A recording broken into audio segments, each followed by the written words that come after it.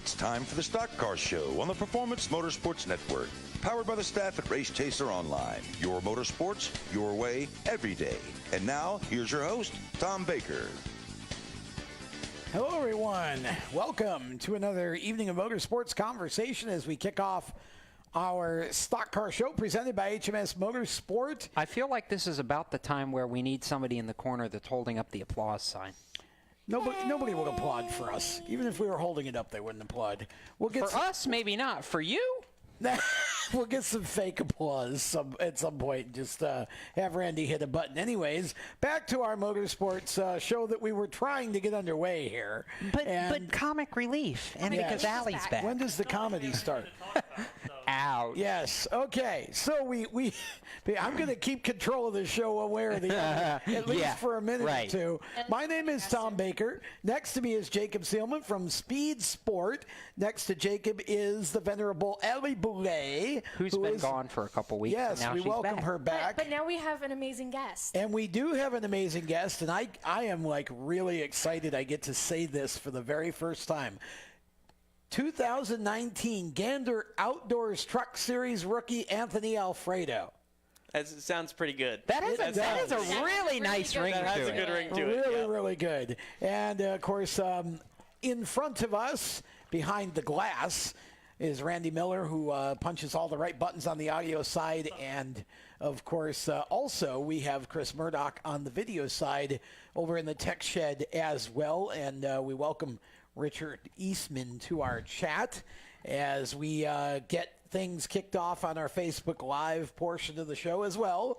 And so we are talking motorsports here. And, yeah, okay, we're going to talk all things NASCAR and Daytona and Clash and probably fight and argue a little bit, but we're going to do that a little later. We got Nick Degroot from motorsport.com coming on the program in the second hour. So we'll start getting into that conversation as we go, but want to start with an announcement that actually came out, Jacob, about IndyCar and touch on this for a minute because I was really surprised.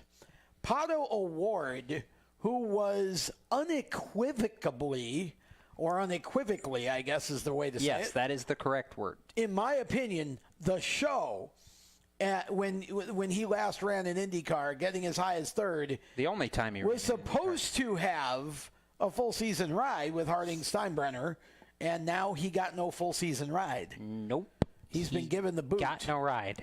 What do you make of this? Well, it depends on how many people you want me to piss off with my opinion. Well, I mean, it is our show after all, so state your opinion. I'll probably agree with you.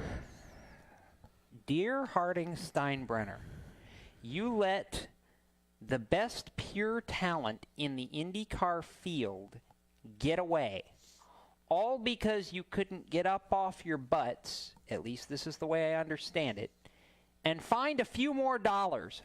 What's wrong with you people? I scared Allie. Sorry, Allie. It's about my take, too. In all seriousness, WTF, guys. Pato O'Ward is by far the strongest young talent that's come into IndyCar, I would argue maybe in the last 10 years. I know that's a big statement. It is a big statement. But I've watched IndyCar that long, and I've seen a lot of young kids come in and go. And Pato O'Ward has more raw talent, in my eyes, than anybody else that's come along in this decade. He's quick, he's very smart, and he just wheels the crap out of a race car.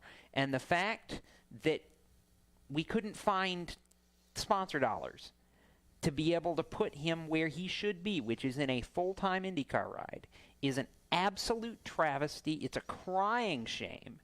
And by God, I hope he takes his $1.1 million in scholarship money from winning the Indy Lights title last year, goes somewhere and just absolutely no offense, Colton Herta, destroys the Harding car in the races that he's able to run this year, because I feel like that would be a little bit of justice for this situation. It's just a bad deal. We're 4 weeks out, I guess, from the start of the IndyCar season.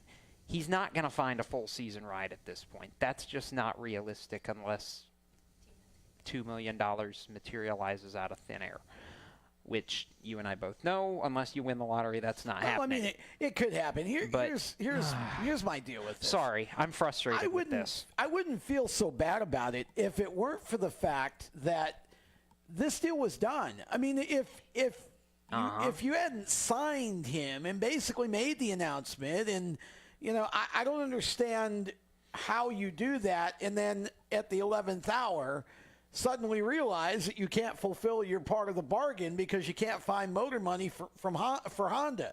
I'm just disappointed in the way he was dealt with here. I think that, in all honesty, when you talk about this in the offseason and you put the two of them together and it looks like it's going to be a huge deal, and then all of a sudden it's like, well, sorry, kid, Colton's our boy and we can only do one, so good luck. Yep.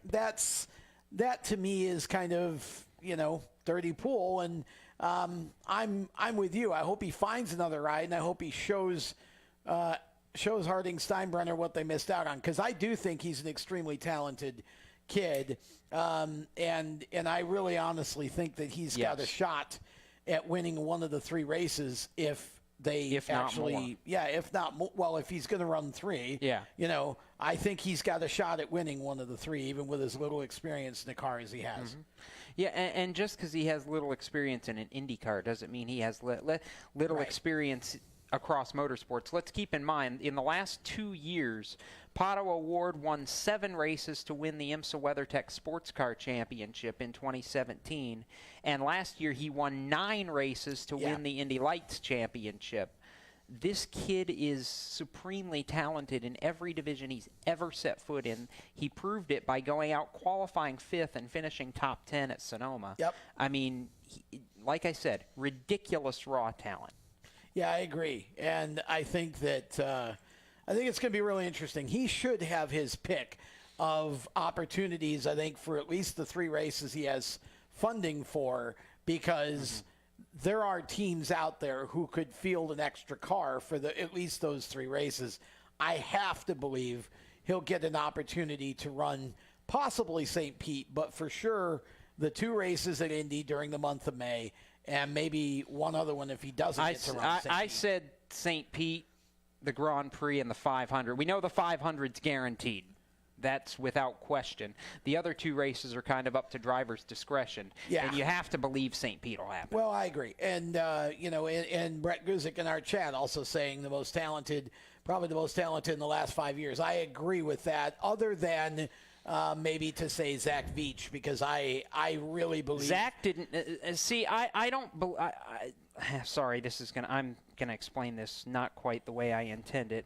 It's not that I don't believe Zach's extremely talented, because I believe that he is. I just believe Pato, of the young crop that's come in the last few years, has the most raw talent out of all of them. I feel like Zach's kind of been an acquired talent in the IndyCar series. I think Pato is more like, in a sense, in terms of just hitting the button, I think Pato would be more like a Sage Karam, where Zach Veach is very methodical, and he's not going to come out as strong, per se, but you see what he did last year. Once it's just the difference between somebody who's more right foot than brain and somebody who's more brain than right foot. And I think Pato, not that I'm saying he's not extremely intelligent, because he showed that he was and he is, but I think he's just one of these, get in the car and hit the pedal, and he's going to either checkers or wreckers. That's his natural instinct.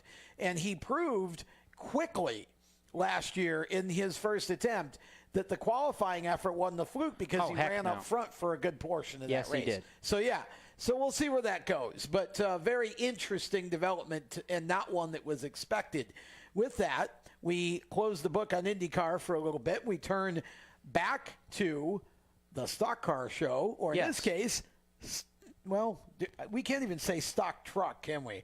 No, hang on. No, if you're going to do it right, you gotta say it like the kids say it. Correct me if I'm wrong here, Anthony. NAS trucks.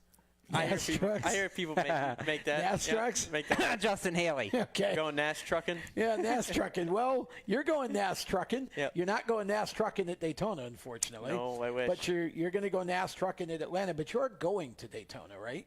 Yes. Talk a little bit about what you're thinking about. What is your role going to be at Daytona? I wish my role was driving the truck, but unfortunately I couldn't get approved for that. You're going to get to watch your boss. Yes, I get to watch my boss, team owner, David Gillen, drive the 17 truck this weekend, which is what I'll be in the following week at Atlanta.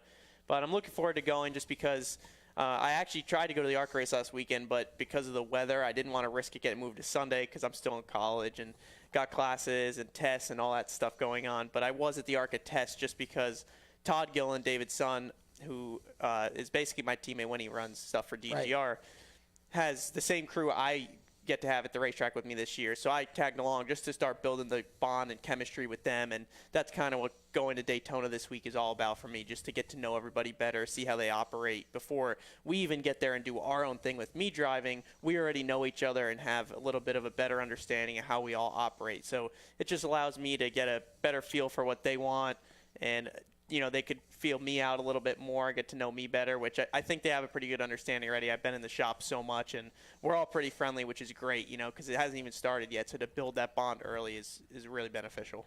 If only Anthony had some enthusiasm, huh? We're going to talk more with young Master Alfredo and, of course, Nick Degroot coming up a little later in the show as well from motorsport.com. Back with more Stock Car Show presented by HMS Motorsport, the leaders in motorsport safety, right after this. You own a performance car and you know how to drive, but you want to learn real performance driving. Well, Bunky, get that car off the street and onto the track. Summit Point Motorsports Park, the Mid-Atlantic's premier road racing facility, located just over an hour from D.C. in nearby Summit Point, West Virginia, is the place to go. And you'll find that Friday at the track is going to give you what you need. For less than a monthly car payment, you can attend this regularly scheduled one-day instructional event in your street car on one of Summit Point's 3 world-class road racing circuits. You'll receive classroom instruction, skid pad instruction in their cars, including front and rear skid control, and 4 20-minute in-your-car instructional sessions from a professional instructor. Have fun, go fast, and really learn how to drive. Call 304-725-8444 for class schedules and details. That's 304-725-8444. Friday at the track at Summit Point Motorsports Park. Green light. Hey girl, school zone. I'm getting hungry. Car changing lanes. You want to meet me for pizza? Stop sign. Intersection clear. Yeah, street. Pizza sounds good. Ballin Street? Girlin Street! It's hard to concentrate on 2 things at once, like texting and driving. Stop the text, stop the wrecks. How will you stop texting and driving? Tell us at stoptextstopwrecks.org. Brought to you by the National Highway Traffic Safety Administration and the Ad Council. Here's an important message from RAD and this station.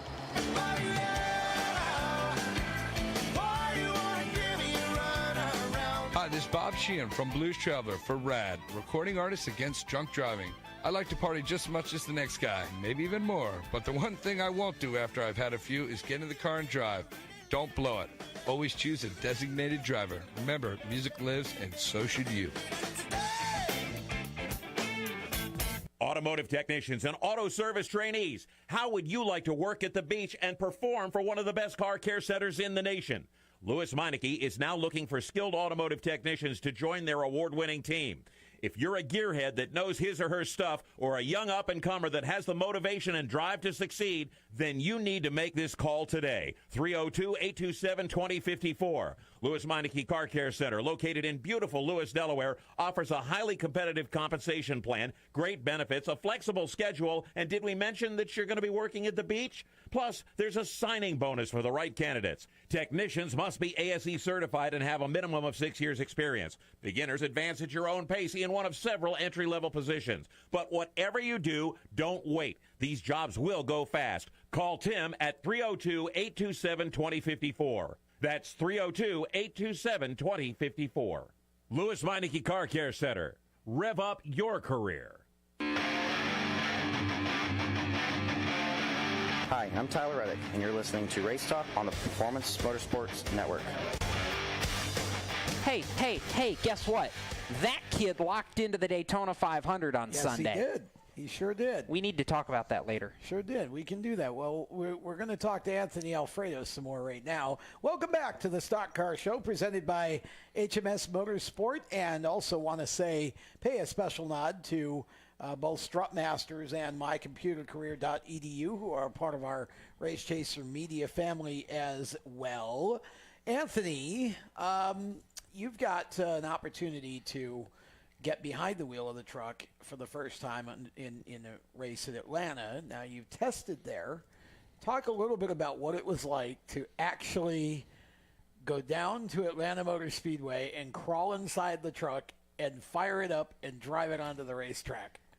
It was surreal, honestly, and I feel like I say this every year. You know, Tom and I have known each other for a while. For those of you who don't know, as well as Jacob, and we do this every year. It's beginning, middle, and end, it seems. And the beginning of the year, I always feel like I say how blessed I am because I've been very fortunate to continue to move up the ladder.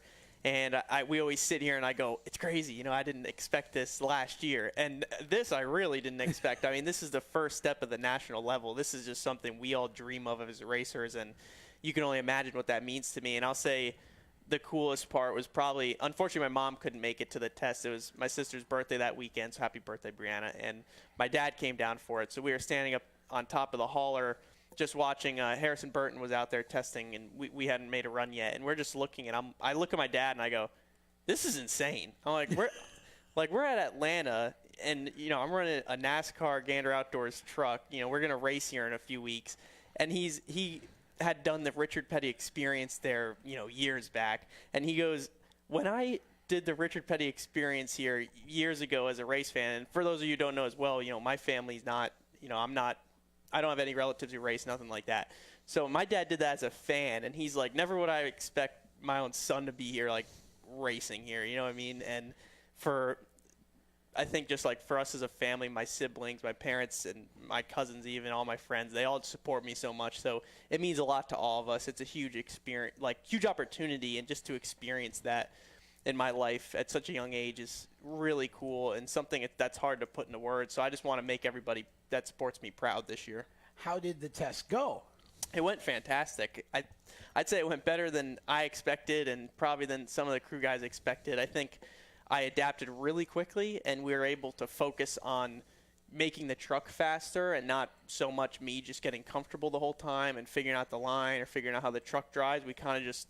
I picked it up pretty quickly, and I was fortunate enough to be able to go to Toyota Simulator to try to get me prepared for it, you know, because that's the closest thing to real-life seat time you can get. So that definitely helped with that, and like I said, we were able to make the most out of the test and focus on just getting faster.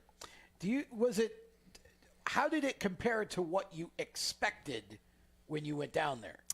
Honestly, it drove way better than I expected. The trucks handle really well. They have so much downforce and just the big spoilers, the tall windshields.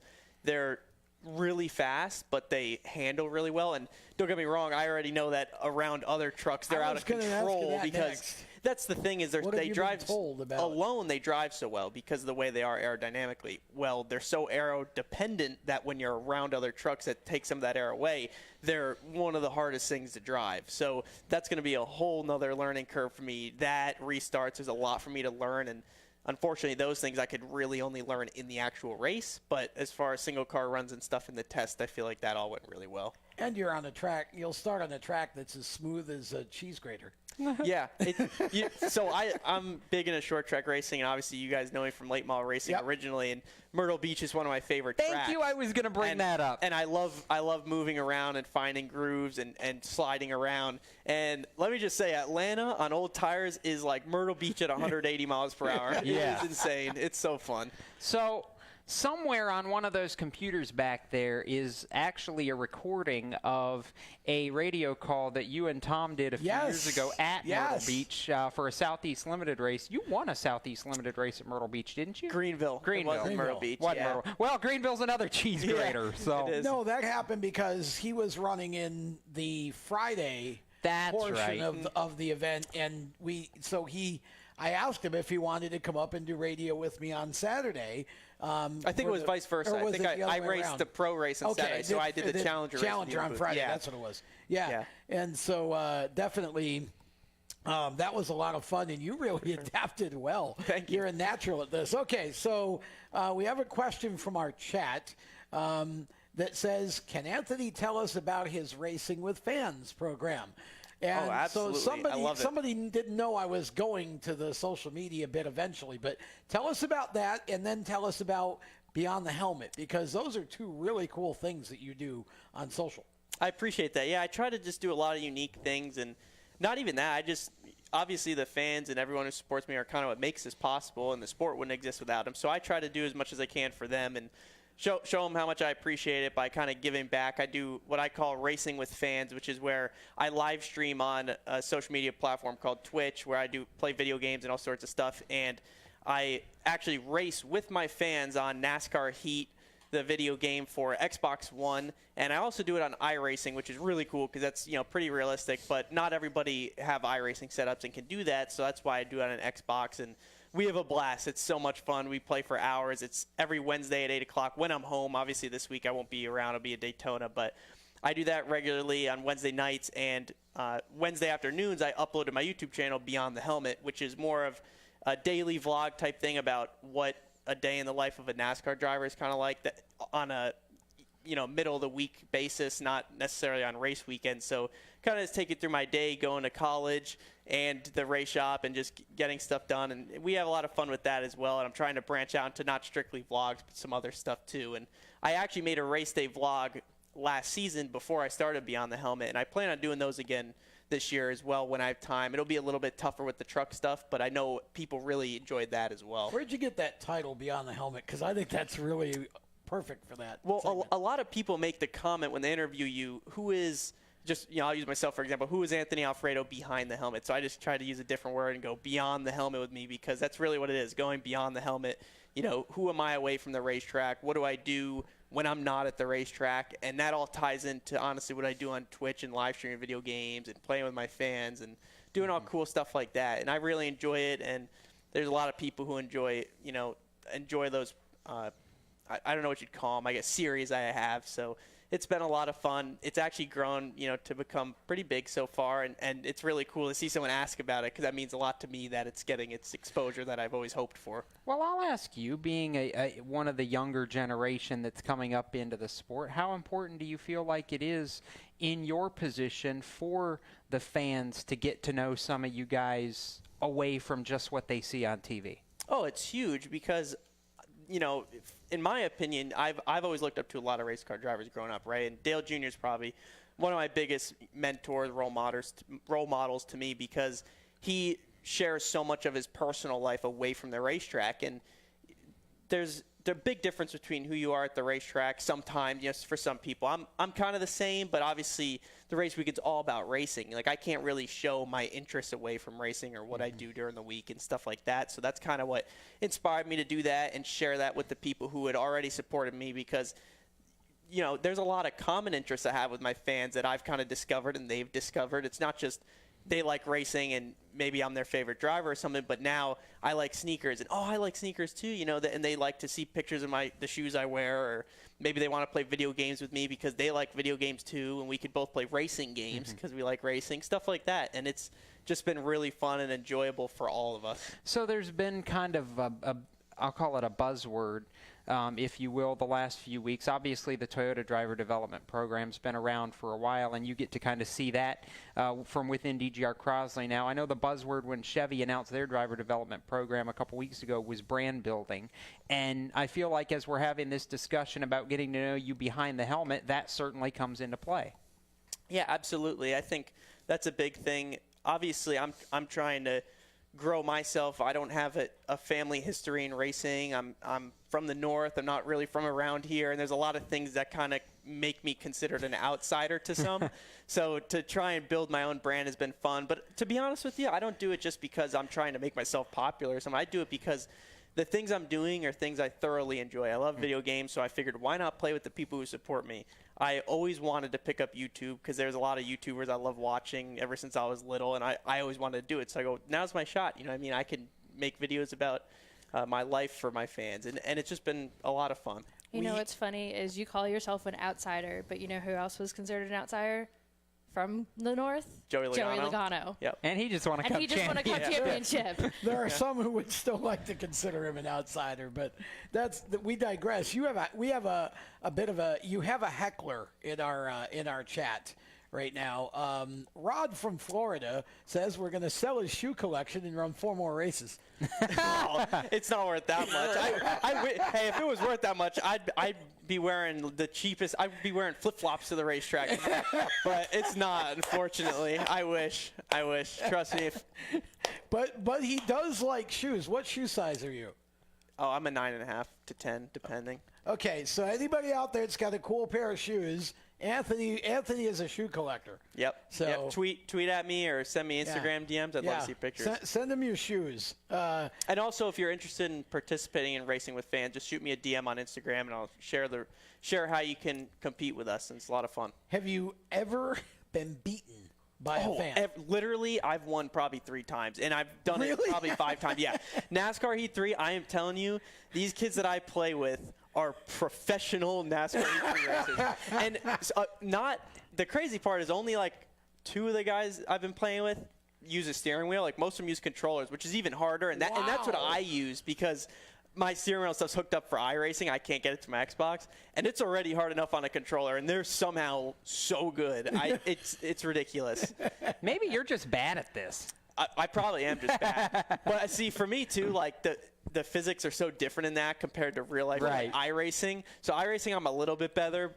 But there was actually one time I did on iRacing, and these guys wanted to race legend cars, and I finished like dead last. I was so bad in them because I've never driven a legend car in iRacing. You never drove. Well, in iRacing, I've never done it, and it's even more different in that. It was a disaster. I was going to say I didn't think you drove a Legends car in real life to begin with. I should change the title.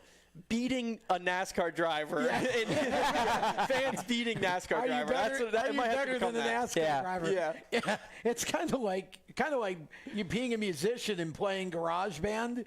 And everyone destroying you. I've been a drummer for 40 plus years, and you pull up a song on GarageBand that I know how to play, and it's actually a bad thing if you play it correctly, because in GarageBand it's not about that. I was terrible at that, so I know what you mean. It's a completely different deal. When you it's hilarious. Like I said, it's just for fun. The way I did it the first time was like best 2 out of 3, and the fan and I each pick a track, and then if it goes to a third round, like we just do something random.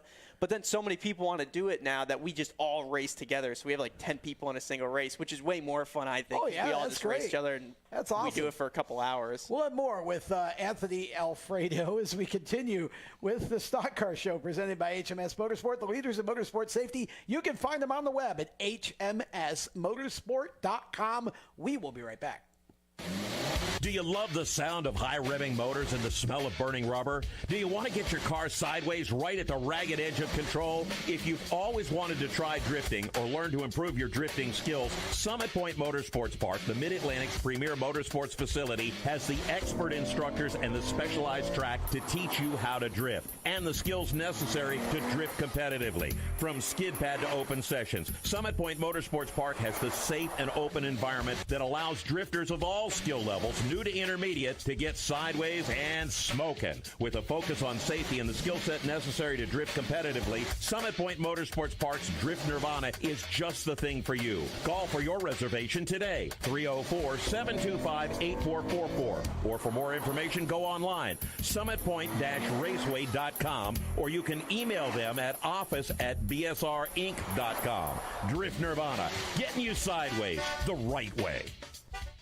HMS Motorsport is the leader in motorsport safety. HMS serves the majority of Monster Energy NASCAR Cup, Xfinity, Camping World Truck, IndyCar, and IMSA WeatherTech teams, as well as countless SCCA and club-level racers and driving enthusiasts throughout North America.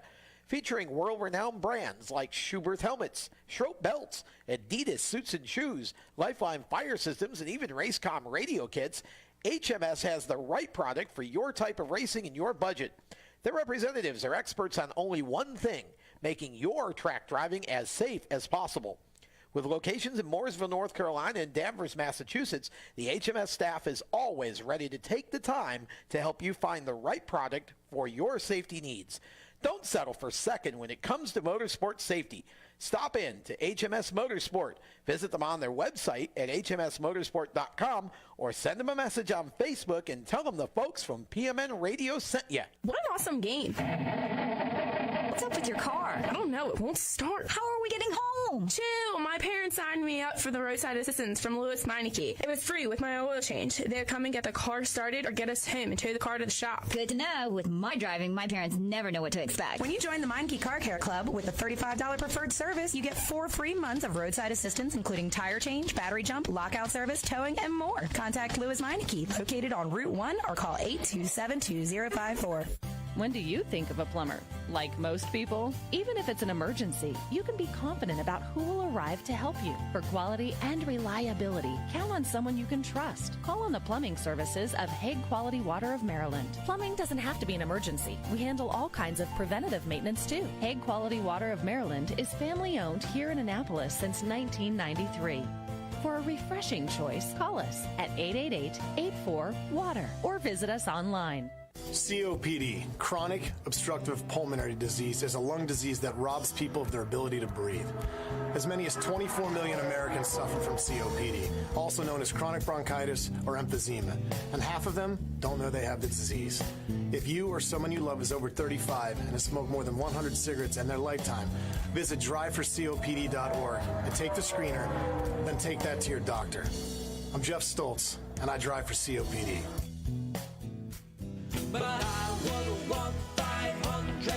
Hi, I'm Ben Rhodes, and you're listening to the Performance Motorsports Network, the voice of motorsports.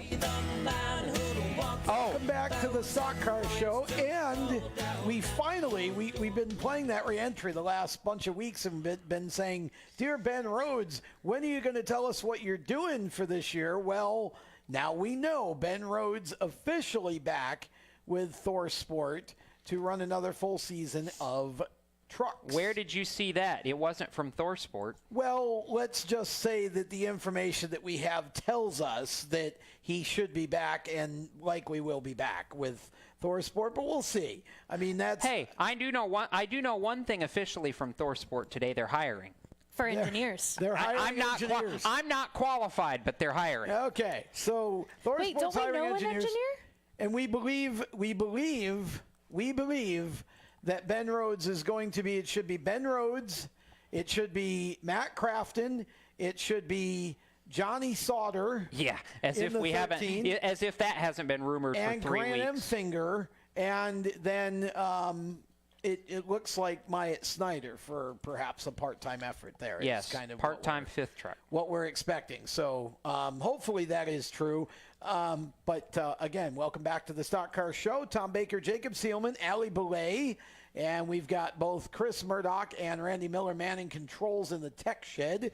And we've got Anthony Alfredo on set with us here at the Race Chaser PMN Studios in North Carolina, and we're talking trucks. Justin Sullivan in our chat says, I'll rub some paint with him on Wednesday. NASCAR heat still sounds fun. Absolutely. So talk about if there's anybody listening or watching that wants to race with you, how does that happen? So really just follow me on Instagram at Anthony letter F Alfredo. Had to throw my middle initial in there because my name was taken. But yeah, you could shoot me a DM and I'll send you like the rules to enter. It's really anyone can play. It pretty much just tells you need to have an Xbox One with NASCAR Heat 3 and follow my Twitch channel, which is @ALfredo_plays. And if you follow that, that's where I live stream the event. So even if you're not going to play, it's fun to watch, because you can see me get beat up by some of my fans in iRacing or NASCAR Heat 3. So it's a lot of fun. We have a blast, and I'm happy to have as many as we can of you guys competing. So here's my smart question, because I've known you a while, but I actually didn't know the answer to this. What does the F stand for, other than we know your middle name? I was going to guess that. Francis. No, you weren't. Yes, really? it was Anthony. Yeah, Italian. It's kind of okay. Fair. Yeah. If I'd have thought the Italian connection, I might have come up with that. I wonder if Fast Pasta would have been available. I know. Half the people know you anyway. Did you see? You have to look on my social media. Just the other day, I posted. I have for my Twitch channel, subscribers get exclusive subscriber badges next to their name, and you can use emotes, which are emoticons that are customized. I have my own emotes now you can use in the chat, and one of them is literally a cartoon version of me eating pasta. I saw that the other day. Coolest thing. I saw that. We're getting merchandise for this year, and I think I have to do a T-shirt with that on it. It would be so cool. What you should do is you and Landon Huffman should get together and do a T-shirt with all of the names he's had for you. Oh yeah, Landon, it's that might would take look 2 like days. The back, it would look like a concert tour, in a 2018 tour. It has all the faces. For me, it'd be like all the different names Landon's come For up those with. who don't know what we're talking about, Landon actually spotted for Anthony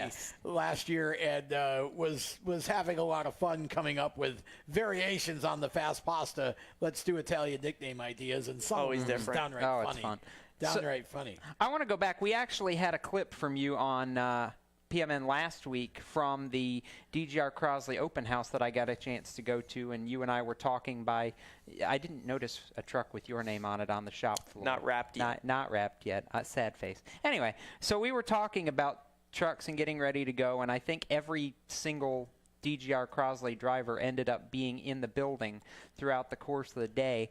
I'm going to pick your brain about one of them while we talk about the series that you were in last year, because actually you have a couple of teammates that are in the K&N race that's running as this show is airing live. So what's your impression of the K&N lineup that DGR Crosley's got this year between Tanner Gray and Drew Dollar, who, by the way, just happens to be leading at the current time? Well, I think it's awesome. DGR's been pretty much the most dominant team in K&N since they first started with Todd Gillen driving 3 years ago, really. But, 2 years ago when he had Chase Purdy and Todd Gillen driving, they were both basically first and second almost every week. And then last year, Tyler Dipple and Tyler Ankrum were really good. Tyler Ankrum won the K&N East title and won 4 races. Mm-hmm. And then this year you see us leading with Drew Dollar, and Ty Gibbs and Tanner Gray are also in the race. So I think it's a pretty good lineup for tonight. I have a good feeling one of them's going to win it. Drew is new to the full-bodied stock car oval racing, but he's doing a phenomenal job leading up front. It's the place you want to be. And then Ty has a lot of experience testing with Joe Gibbs Racing in the ARCA stuff. And Tanner came from doing over 200 miles per hour in a dragster, closer to 300 miles an hour. So I feel like he could handle the speeds. He's just got to learn to turn. Yeah. He got to turn at the end of the straightaway. Turn left, Tanner. Turn left. Yeah.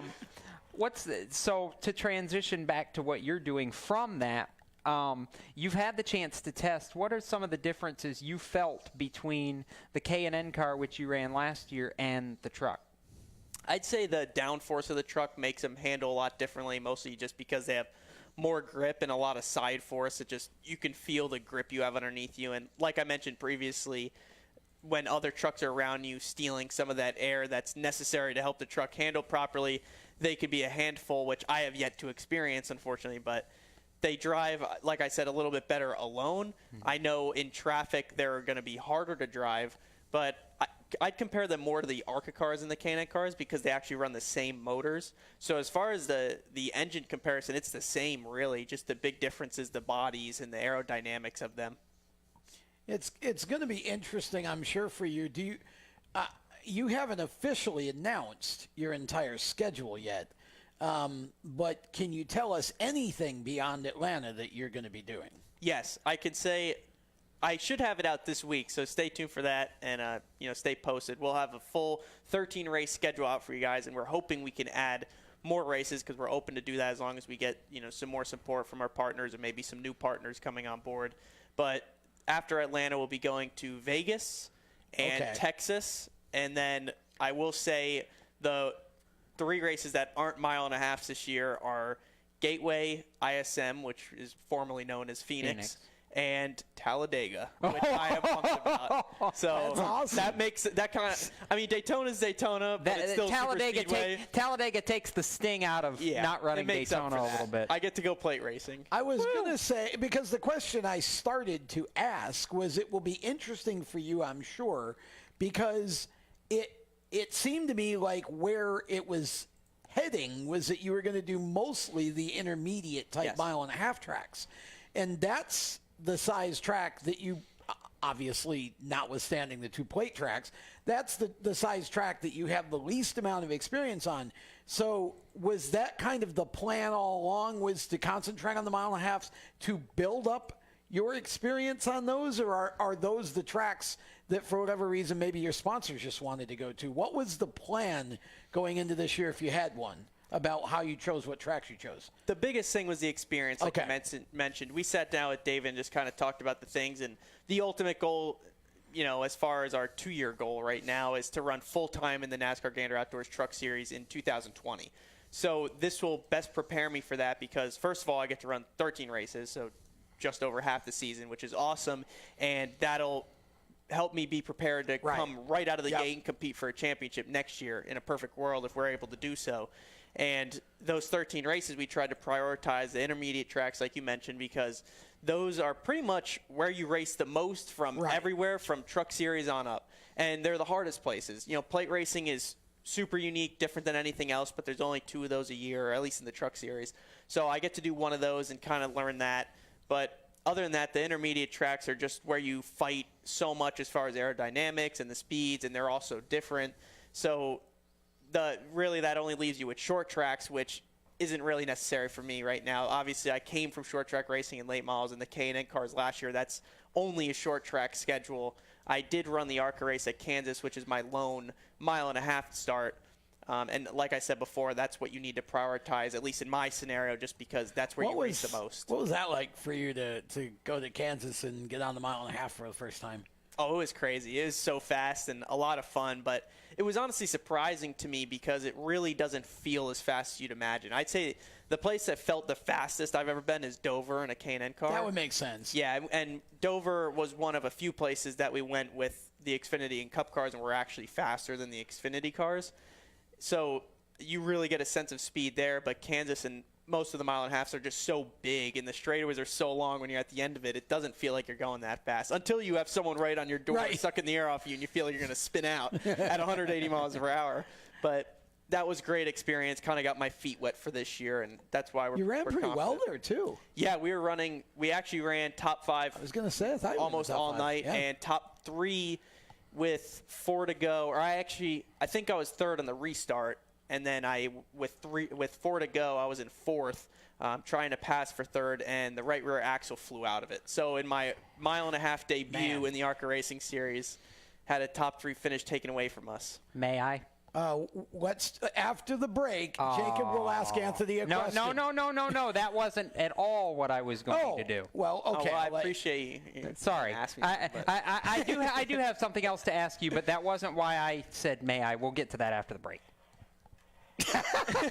We'll be back with more of the Stock Car Show presented by HMS Motorsport, the leaders in motorsport safety, right after this. Everywhere you go, you hear it and you see it. It's coming at you through your phone, your tablet, and your computer. It's broadcast from your favorite radio station, TV networks, and cable companies. It's in the stadiums, the arenas, the ballparks. It screams for your attention at the mall. It's interactive on Main Street. It's even coming at you from the gas pump at the nearby convenience store.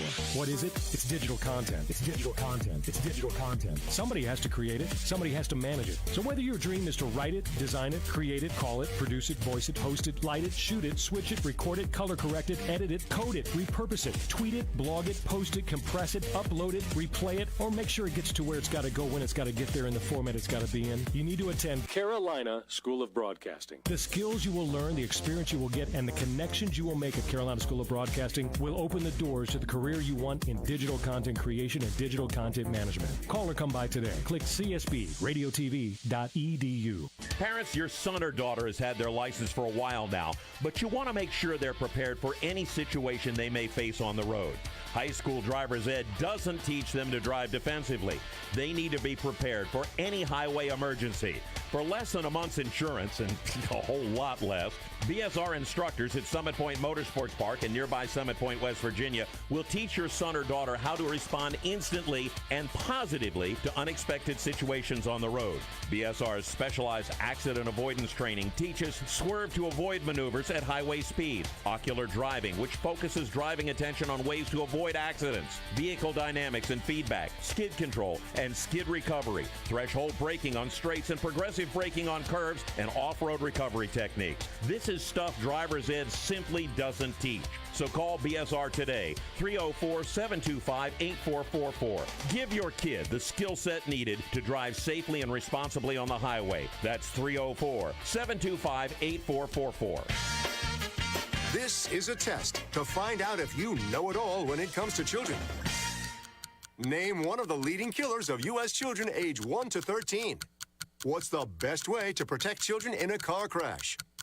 At what age and size should a child start using a booster seat? Don't assume you know it all when it comes to car seats for your child. Go to safercar.gov/the-right-seat and know for sure. Brought to you by the National Highway Traffic Safety Administration and the Ad Council. Hi, I'm Tyler Dipple, and you're listening to the Performance Motorsports Network. Now back to the show. Let the dippling commence here in the studio. Yeah, something like that. Tyler Dipple ran the ARCA race. What's funny is the two of you were dancing, and Anthony's just like, yeah. I'm not much of a dancer. No, you're not. Anthony's got 2 right feet. Okay, welcome back to the Stock Car Show. I mentioned Tyler Dipple running the ARCA race. We'll talk about that in the second hour with Nick Degroot. It was good to see Tyler out there, though, with Kenny Schrader Racing. And we continue to talk with Anthony. And before we get back to that, Jacob, you had breaking news. And it happens to relate to what I said earlier about Ben Rhodes. Yes, it does. Hashtag confirmed. We have news and news and news and news. And news. And news. Yes, we have lots of news from the Truck Series entry list. Numero uno, Johnny Sauter in for ThorSport Racing in the number 13. They don't have a sponsor listed yet. In fact, there's a lot of trucks on this entry list that don't have sponsors listed yet. how can you even see it? It's so tiny. I can read. Sorry, Allie. Sauter's running the 13. Yeah, Sauter's running the 13. Meanwhile, Ben Rhodes is in the truck formerly known as 41, now known as 99. It was actually formerly known as 27, formerly known as 41, now 99, right? Yeah. Wasn't he 27 first? He was I think he was 41, then he was 27, then he was 41 again, and then now he's 99. Man of many numbers. Yeah, really. Anyway. Try me. I'm going to be in 3 numbers this year. Yeah. Oh, really? Yeah. Yeah. Oh, 17 in the trucks. No. Not every time, though. He's not going to be in the same truck every week. Yeah, because I'm running that for Ankrum, but when Ankrum starts, he'll be 17.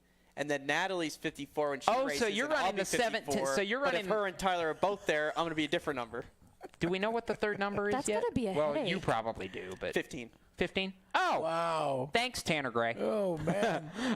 Anyway, so you're running the 17 at Atlanta? Yes. Nice. Good. So Good just news. look for 17, 54, or 15. Yeah. Not confusing at all. Okay, we got through Sauter, we got through Ben Rhodes. Yeah, back to breaking news. We have 5 ThorSport trucks on the entry list for the first time since Eldora Speedway last year. Matt Crafton also, Grant Emfinger. Yes. And a Myatt partial Snyder. season appearance, at least, by Myatt Snyder. In the 27, which is exactly what we said a little while ago. 2 for Nice. Yes, we knew that. We did know that. That was announced a couple weeks ago while you were sick. Oh. Under the weather. Sorry. Yes, Timothy Peters has the first 3 truck races for Nice in the 44 truck. Yep. Cody Efall will be his crew chief in said truck. The couple of other interesting things here is that among the names I was not expecting, this is some news. Rhett Jones Racing will be fielding a truck at Daytona Friday night with their full-time K&N Pro Series East driver, Spencer Davis, behind the wheel. Wow, very nice. And I'll nice. tell you what, that might just be the capper on one heck of a week for Rhett Jones Racing. They ran 3rd in the ARCA race Saturday job. with Canadian Grant Quinlan, who did an amazing Really nice job job in that race. So you've got Spencer Davis in the Rhett Jones 82. That's the 4th big piece of news. Piece number 5 is that Nemco Motorsports has not gone away. All you Nemco fans, they will have 2 trucks. John Hunter Nemechek, for the first time since I've known him in Nemco truck equipment, is not, I repeat, not going to be in the 8. He'll be in the 87, normally piloted by his father, Joe. In the 8 will be Angela Rush, formerly known as Angela Cope. Okay. Is it Rush or Roosh? Rush. I don't. Or is it Ruck? No. It's not a hard K Okay, sound. it's an S. Okay. Yeah. S sound. Okay. Tell you what, when I get to Daytona, I'll ask her how to pronounce it. Hey, How about I mean, that? it could be silent. At any rate, good to see Yes. a pair of Nemco trucks back out. We didn't think John Hunter was going to run in the Truck Series this year. No, I really didn't, and I'm happy to see him at least for Daytona. We know he's a heck of a drafter, so that will be good. On the Xfinity Series side, by the way, we have some news over there too. No, not the least of which is there's an SS Greenlight car on the Xfinity entry list for Daytona, with a driver who actually made his very first start back in the Bandolero days in this particular number. It will be 08, and it will be Gray Galding behind the wheel of that car. Interesting. Who I believe was in an 08 back when he was a KHI development driver years ago. That was his original number. That's what I before thought. that. Yeah. So there's that. We did have a sponsor announcement earlier today, by the way, that IK9 is going to be sponsoring 24 Xfinity races split between Jeffrey Earnhardt, Kyle Busch, and Brandon Jones. Jeffrey is in the 18 at Daytona. And what is the sponsor? IK9. That has to be something to do with a dog? I would Yes, guess? it does. That's the dog military? I believe so, yes. It's the dog. We can look that up. Training. I'll look it up in a minute. All right. So that was a thing that happened Very today. nice. And, I lost it. You're right. Maybe it is a little bit small for my eyes, Allie. I'm sorry. Oh, that's what it was. Carl Long, it appears, has purchased the 42 owner points because there is a car number 42 on the Xfinity entry list with John Jackson driving it, listed under Motorsports Business Management, which is Carl Long's race team. Interesting. So it would appear that Carl Long has gotten a hold of the points formerly known as Chip Ganassi Racing. All right. That's pretty much all I got besides Brad Keselowski being in a second Penske car for the opener. Sad face. Oh, really? Why is that? The Xfinity. Okay. Because I don't like Cup drivers moonlighting in the Xfinity Series. Me neither. Thank you. Then So Chase Elliott's we have moonlighting, Keselowski, so Chase I Elliott. don't like him either. Who else is besides Keselowski and Chase? Who else is moonlighting? That's it. But Tyler what? Well, Reddick is a Reddick. Yeah, Xfinity Reddick's a full-time driver. Xfinity driver, so he doesn't count. Ross Chastain. Just Keselowski. Well, Chastain's declared for Xfinity points. He's not a moonlighter. Yeah. Just Keselowski and Elliott. But my 2 cents is that one of those two is going to win the race. So Chase will win. Yeah, Chase will win. In the 8, by the way. Yes. 8. Number 8. So, it's a sad day when there's not enough cars to fill the Xfinity field, and yet we're going to be sending 8 trucks home from Daytona. Well, that's great for the Truck Series, though, because, boy, it wasn't very long ago, like last year, that we were wondering what the future of the Truck Series was going to be, and it's been revived. This is really good to see. This is really good. Back to Mr. Alfredo here. And you had a question. I do have a question for him, since we were talking about Atlanta a little bit. What's the mindset and expectations from your side going into that first race here in about 2 weeks? 2 weeks. I'd really like to just go learn as much as I can, but still obviously perform well and get a solid finish, which in my eyes would be a top 10 qualifying effort and a top 10 finish, which, I don't really know what to think about how the whole race is going to go other than just keep my nose clean, learn from the veterans I'll be racing against, and even some of the younger guys who just have more experience in the trucks than I do. But I think if we find ourselves in the right place at the right time, we'll have the opportunity to finish up front or towards the front. I think our test went really well, and obviously we won't really know where we stack up until all the trucks are there at the track. But I know I got a great group of guys around me that are helping me make the transition and will help me learn as much as I can. It's got to be a strange feeling for you even talking about this. What's your goal for the truck race? It's like, how do I even think about that? He said that right off the top because this has kind of been fast-tracked the last couple years. It just feels like, even for you to go down there and you say, finish the top 10, I think that would be a win. Because you just have so little to judge everything upon except for the one test, which obviously was a single-car test. So I'm sure it's going to be very, very you're going to get initiated pretty quick when they drop the green. Absolutely. It's game on from the drop of the green flag or by the time you put the helmet on and strap in. But it's still surreal to me, honestly. I think just the way things have gone by so fast, and there's a post I want to resurface from my social media about midway through last season where I was saying how it's not that you take it for granted. It's just that you get so caught up in the hard work you put in, because I don't take any of this for granted. I know how fortunate I am, how blessed I've been, and I just have so many great people around me.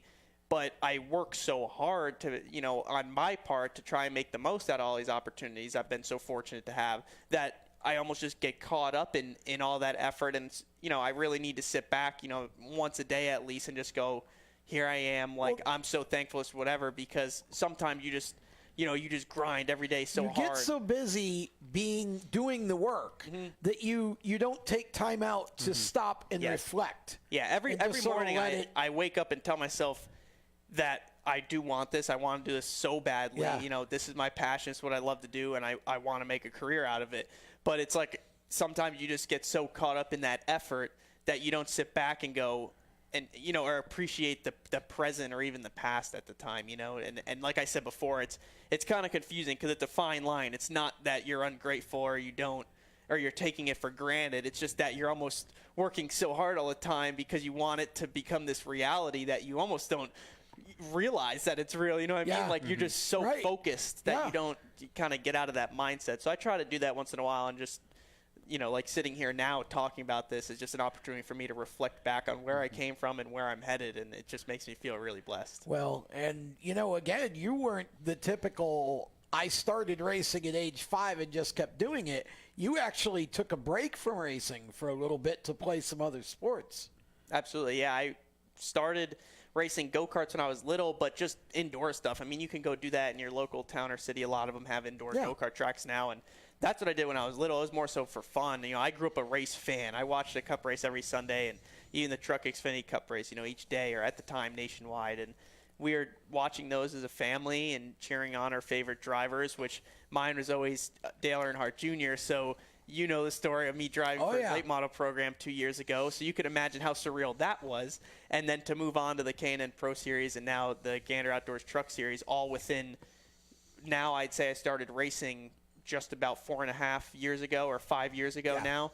So that's just insane to me that, it really does feel like yesterday, because it really wasn't that long ago. Well, that's what I wanted to make that point, because you hadn't raced continue.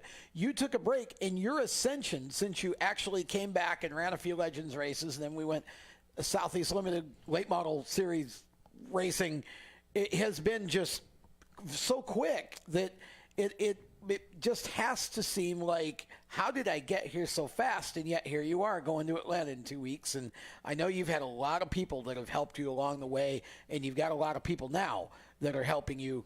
Here's an opportunity. So say some thank yous. Oh, well, first off, just my family for kind of helping me get started in this, as a race fan growing up, and to get initiated is my mom and dad, my brother, sister, Brianna, Robbie, and all my friends and family, my cousins, and everybody who's just been around, my girlfriend who supports me and is as excited about this year as I am. And obviously our marketing partner is Oxford Energy Group, Seco Building Systems, Mechanic Shop North, JDRF, who we have a partnership with where we raise awareness for type 1 diabetes, a new partnership with the Friends of Jacqueline Foundation, which we'll have a larger press release about that soon, which is a huge opportunity for us to help pediatric cancer patients in a phenomenal way. So I'm beyond excited about that as well, to now be helping two ends of the spectrum, type 1 diabetes and pediatric cancer. So to be an advocate for both of that is really meaningful for me, and I'm really excited about that. And then DGR Crosley, my new team for this year. I've got a bunch of hardworking guys, and we're all pumped to get to the racetrack. Well, Anthony, I would never have guessed. Anthony was one of the first to sign our Wall of Fame, so he's already done that. His signature is up there, so we need to let Anthony roll on out of here because he's got a flight to Daytona in the morning. So thanks again, bud, for coming in and being a part of this tonight. We always love having you on. You got an open door. We need to get you on more often because it's fun. We will continue with the second hour of the Stock Car Show. We got motorsport.com editor Nick Degroot coming up here, pardon me, very shortly, as soon as I stop coughing. More of the Stock Car Show coming back right around the turn. You own a performance car and you know how to drive, but you want to learn real performance driving. Well, Bunky, get that car off the street and onto the track. Summit Point Motorsports Park, the Mid-Atlantic's premier road racing facility, located just over an hour from D.C. in nearby Summit Point, West Virginia, is the place to go. And you'll find that Friday at the Track is going to give you what you need. For less than a monthly car payment, you can attend this regularly scheduled one-day instructional event in your street car on one of Summit Point's 3 world-class road racing circuits. You'll receive classroom instruction, skid pad instruction in their cars, including front and rear skid control, and 4 20-minute in-your-car instructional sessions from a professional instructor. Have fun, go fast, and really learn how to drive. Call 304-725-8444 for class schedules and details. That's 304-725-8444. Friday at the Track at Summit Point Motorsports Park. Is your job sucking the life out of you?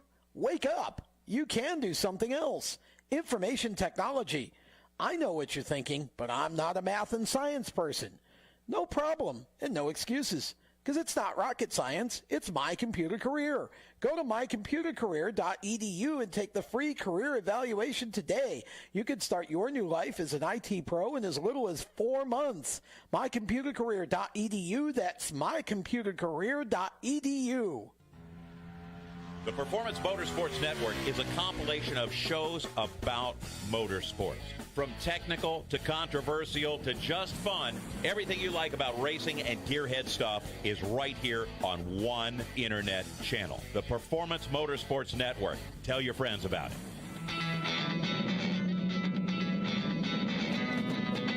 Hi, I'm Reed Sorensen.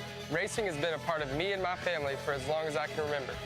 I had to make tough choices early on to get to the top. It took hard work and dedication, but it's those tough choices that helped me prepare for challenges I would face as a cup driver. Make the right choices today and be ready for the challenges tomorrow. This message is brought to you by the U.S. Air Force.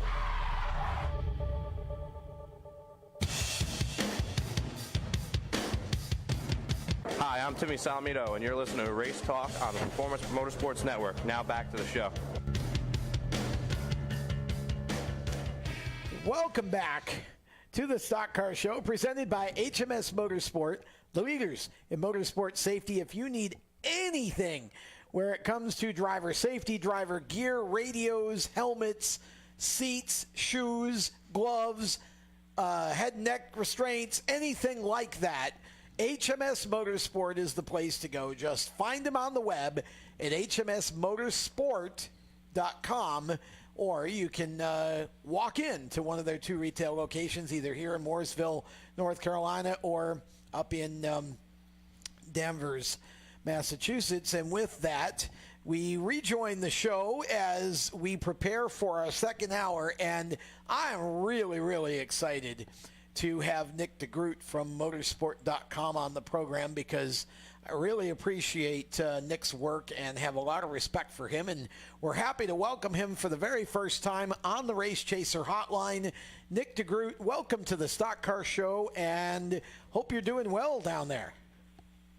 Doing great. Excited to be here. Thanks for having me on. Well, we're excited to have you. And, of course, we've got myself, Tom Baker, along with Jacob Seelman and Ali Belay and Randy Miller and Chris Murdoch as well. Want to just kind of get right into it. Of course, Daytona, the topic of conversation for the most part over the weekend.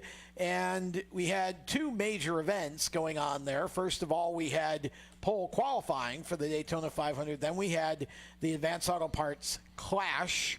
And we'll start with qualifying. Were you at all surprised that the Hendrick Motorsports Chevys were at the top of the charts? And were you surprised, if not that they were at the top, that William Byron was the driver that ended up on the pole this year? Yeah, I think no surprise there that Hendrick Motorsports takes pole for, I believe the 5th consecutive year. But I was surprised a bit that it was William Byron of the 4 who took it. I was putting my money on Bowman repeating or Chase Elliott, but it's quite an interesting little story to have William Byron get his first career pole with a new crew chief. I think you guys may have heard of him, Chackenhouse. Yes. So that's pretty cool. Yeah. And I think it was more of a statement for Chackenhouse really than William Byron to put that 24 car on the pole. I would agree with that, Nick, actually, because everybody's been asking, that's been the mantra the entire offseason. What will Chad Knaus do now that he doesn't have Jimmy Johnson? Well, this is exactly what Chad Knaus will do. He's still a great crew chief, just like I said at the end of the Clash on Sunday. Jimmy Johnson is still a great driver. They're just not together anymore. But as Jimmy said, we may actually be better now that we're apart because we had run our course. And I feel like we're already starting to feel that, even if Sunday was a little bit storybook, that perhaps Chad Knaus is the missing link to where William Byron will be able to grow into his own now in year 2, and obviously Jimmy and Kevin Mendering clicking easily and going to victory lane, even if there was a tiny bit of controversy there. Oh, yeah, absolutely. And I think you can actually compare it to what happened with Joey Logano, where if you remember when he was a Joe Gibbs Racing, I mean, the 20 car is a great car, but it was stagnant. It didn't work. He had to go somewhere else. He had to shake it up. And now look, the 20 car, they won all those races with Matt Kenseth. Eric Jones is doing great in it. Joey Logano, he's now a champion. I think we could see a similar thing with Daniel Suarez here. Sometimes you just got to shake things up. It doesn't mean somebody's lost it. It just means you sometimes just got to shake it up and change it. And I think both Chad Knaus and Jimmy Johnson and Hendrick Motorsports as a whole are going to be better for it. One of the things that everybody's talking about this weekend is the fact that, Hendrick dominated the top 2 rows in the Daytona 500 qualifying. But I think one of the bigger stories is the fact that this is the fastest Chevrolet has been, in over a year. I mean, there's been times where they were good last year. Chase won a couple of races, but I think the organization as a whole has gotten better this year. And I think the Chevrolets are showing speed early on at Daytona, and that's got to be a good thing for Chevy fans. Oh, yeah. And I think last year with the Camaro, that was a bit of a stepping stone for them, getting used to it. And it may have taken them a full year to get everybody up to speed with it. But I think this year they've already come out of the box swinging. And if Daytona's any indication, I know Daytona's a bit of an outlier, but if it's any indication for the power those Chevys have, I think they're looking pretty good early in this season. Do you feel like with the way that you've got new Fords now, we've had the Camaros for a year, Toyota obviously has their new deal going, do you feel like we're kind of in a situation where now this could be Chevy's time to step up? I mean, it's hard to judge anything off of Daytona, right, because it's a plate track and everything's different, but it sure feels like this could be Chevrolet's year, at least early in the year, if they can stay as strong going to Atlanta as they seem to be at Daytona. Oh, yeah. Atlanta and Vegas, they're going to be the true indicators of who's got their stuff right. But I think between them having a year with this Camaro, Ford having to adjust with the Mustang, and this new package, which I think is going to really level the playing field because it's new to everybody, I think that's going to give Chevy a prime opportunity to reassert themselves. Probably the best chance they've had since Jimmy's last title in 2016 to get up there and contend again. So I'll ask this, Nick, as we look kind of how things were shaking out. We're not surprised that Hendrick was fast at Daytona, maybe a little surprised that Chevrolet is as good as they've been so far during Speed Weeks. Who were you surprised by, whether it was good or bad, from Sunday between qualifying and the Clash? The one team that I was really paying attention to was the 19 of Martin Truex Jr. I mean, if they didn't change the number, you wouldn't have noticed that was a different team. They just came out of the box like there was no change whatsoever, Martin and Cole Pern, and they were very strong, the strongest of the JGR cars in qualifying, and they seemed fast in drafting practice. So I think I'd have to agree with Ricky Craven. He said this on Fox Sports 1. I think Martin Truex and the 19 team, they're going to be pushing Kyle Busch and the 18 team like they've never been pushed before this year.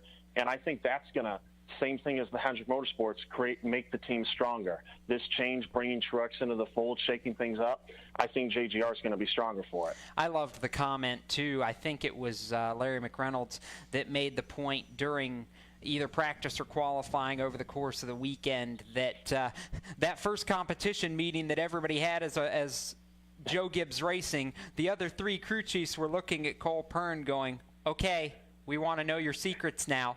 Yeah, what you got? Yeah, your turn. Help us. Okay, so let's talk about, let's start at least to talk about the Clash a little bit, because obviously a lot of controversy there. Give us your perspective on what you thought about the race as a whole, not just necessarily the ending. Yeah, if we want to separate the two, because it seems like two separate races. Yeah. The majority of the race, the single file running on the outside, of course, I don't think anybody was impressed with that. And I see some people blaming the package, and yeah, this package could be better. But really, what caused that was the Fords getting together. I'm not blaming them for it. They got to do what they have to do.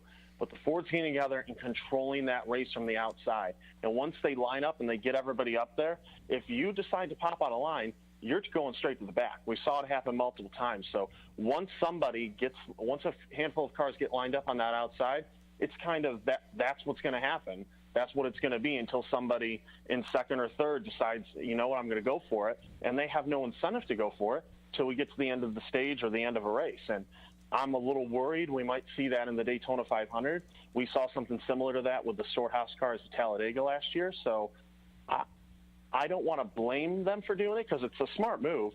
But in that race particularly, it's an exhibition race. So I wasn't quite sure why they were being so careful. I mean, that's the race you should be throwing caution to the wind and going for it, putting on a show. So I hope we don't see it in the Daytona 500, but I definitely didn't understand why we saw it in the Clash. Yeah, that was an interesting thing, though I wasn't surprised by it, just because, like you said, Stewart-Haas Racing did it at Talladega so effectively that you almost expect that. And we've seen the Toyotas do it in the past as well at different times on the plate tracks. But, I think it's natural to want to be with your teammates.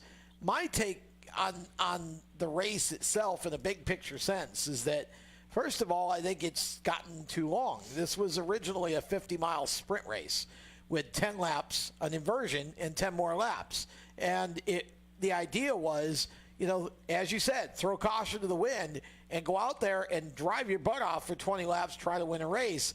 And I feel like now we made the race so long that there's too much time for the drivers to sit back, and there's no incentive for them to really race hard for the lead throughout the race because there's really nothing, there's no lap money or anything there. What are your thoughts on that real quick before we go to break? Oh, yeah. I definitely think it doesn't have to be 75 laps. I mean, that's 3/4 of the distance of the ARCA race, I believe, 75 laps. So I think they can cut out that first stage, the segment or whatever they're calling it, and just make it a 40, 50-lap sprint race with maybe one pit stop. And I think that'd be much better for the race moving forward. 40 laps, as far as I'm concerned, is plenty. Then you take the pit stop out of it. I don't think the Clash needs a pit stop. No. It's the Clash is basically the ARCA race. It's 5 laps different from the ARCA race. It's 3/4 of a truck race, as Tom and I were talking about earlier today. Mm-hmm. It's long enough that it gives the guys the opportunity to string out, and that's just not necessary.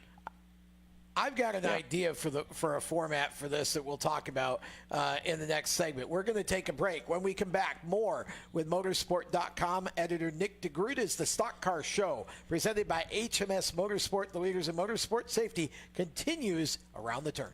How to be a great dad in 15 seconds. Bike ride, go fish, walk in the park, phone call, milkshake, play catch, picnic, fly a kite, tell jokes, laugh, talk, read a story, tell a story, bumper car, swing set, bowling, pillow fight, cut loose, stay tight. Whew. Because the smallest moments can have the biggest impact on a child's life. Take time to be a dad today. Call 877-4DAD-411 or visit fatherhood.gov. Brought to you by the U.S. Department of Health and Human Services and the Ad Council. Automotive technicians and auto service trainees, how would you like to work at the beach and perform for one of the best car care centers in the nation? Louis Meineke is now looking for skilled automotive technicians to join their award-winning team. If you're a gearhead that knows his or her stuff, or a young up-and-comer that has the motivation and drive to succeed, then you need to make this call today. 302-827-2054. Louis Meineke Car Care Center, located in beautiful Lewis, Delaware, offers a highly competitive compensation plan, great benefits, a flexible schedule, and did we mention that you're going to be working at the beach? Plus, there's a signing bonus for the right candidates. Technicians must be ASE certified and have a minimum of 6 years experience. Beginners advance at your own pace. in one of several entry-level positions. But whatever you do, don't wait. These jobs will go fast. Call Tim at 302-827-2054. That's 302-827-2054. Lewis Meineke Car Care Center. Rev up your career. You hear that? That's the sound of America's only sports car. That's right. It's a Corvette. But not just any Corvette. It's your Corvette. It's that who cares if there's traffic part of your day. And this can be you when you come to Cooper Corvettes. With 60 years of Corvettes to choose from, there's always a Corvette in your budget. And they'll service any Corvette you bring in. Cooper Corvettes. On Route 1 just north of Quantico and Triangle. Call, click, or visit CooperCorvettes.com. How to deal with someone who says that's so gay. Outsmart them. This party is like so gay. Totally. Excuse me, but did you ladies know the word gay used to mean happy or excited? Then it became a word used to describe gay people. Then somehow it came to mean dumb or stupid, which is how you just used it, which is not very nice. Ew, that guy is on the football team and super smart, and he totally hates us now. Totally. When you say that's so gay, do you realize what you say? Knock it off. Learn more at thinkbeforeyouspeak.com. Hi, I'm Tyler Reddick, and you're listening to Race Talk on the Performance Motorsports Network.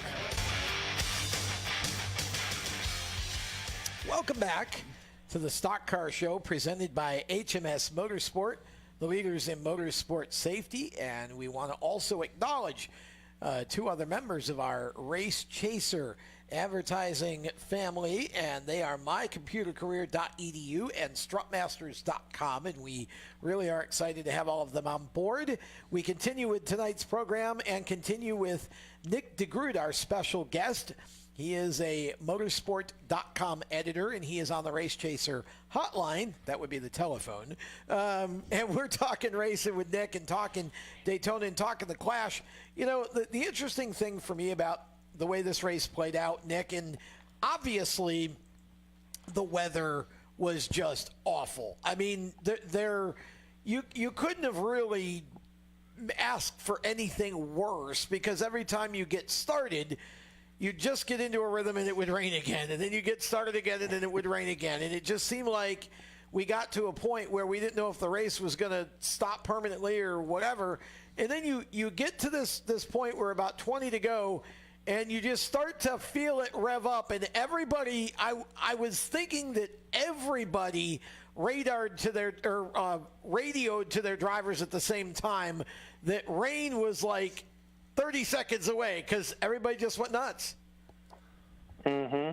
I think beyond that, Jimmy said it, you could see the rain clouds coming out the windshield. Yeah. I don't think they even needed to be told. They see, sure, okay, yeah. it's here.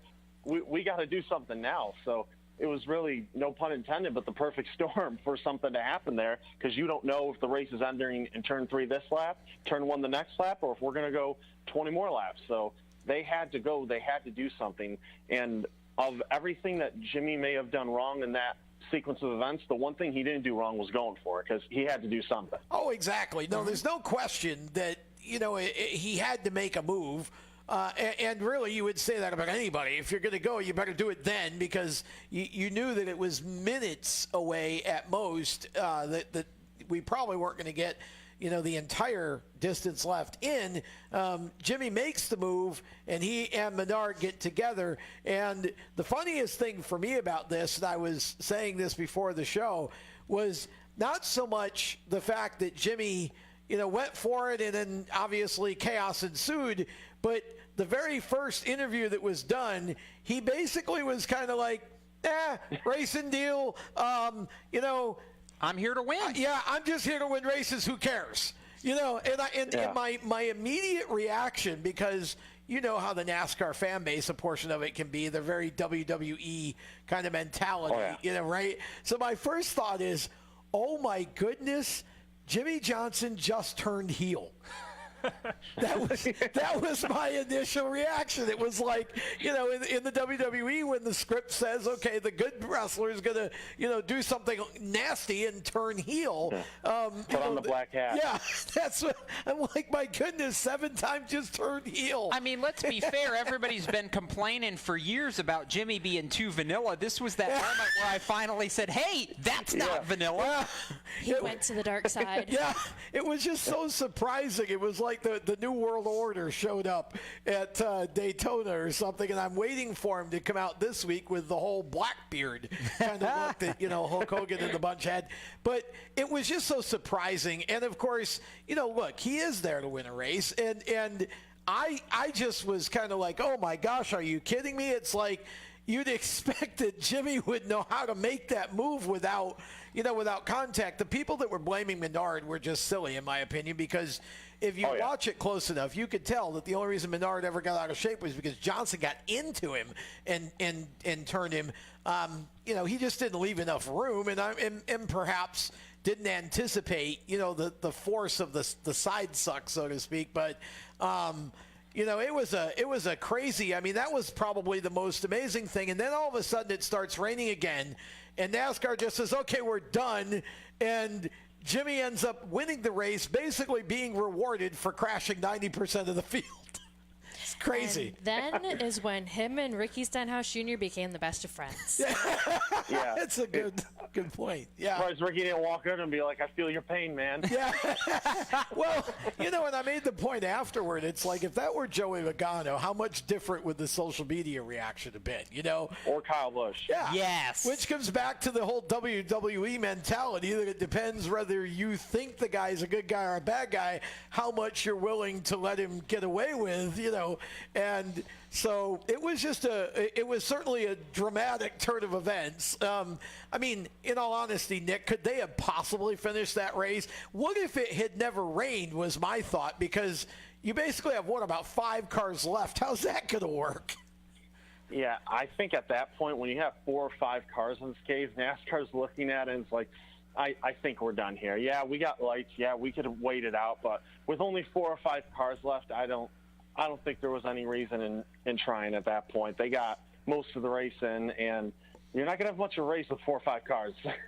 No, I mean, how do you even get how does that even work? It's like they all have to follow each other around for the rest of the race. But it was just an ending that it was almost like, shooting the sick horse and putting it out of its misery. When that happened, it was kind of like, okay, let's just get out of here before anything else happens. But Jimmy gets his first win. And that leads us to the opportunity to talk a little bit about next weekend. And since we were talking about the Cup Series anyway, we'll start there. You look at the duels coming up on Thursday, and you've got a handful of drivers basically going for 2 spots that are either going to make the field or they're going to go home. Of those drivers, I believe there's 4 of them. Do you have any guesses or your thoughts on who makes it and who goes home out of the duels?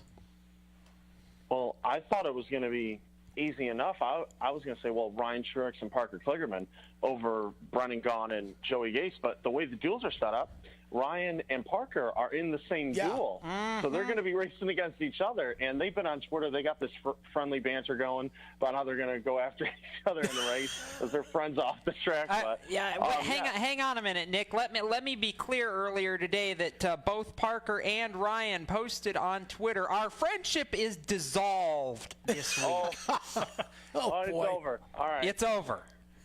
They turned heel. They both turned heel, but only on each other. Yeah.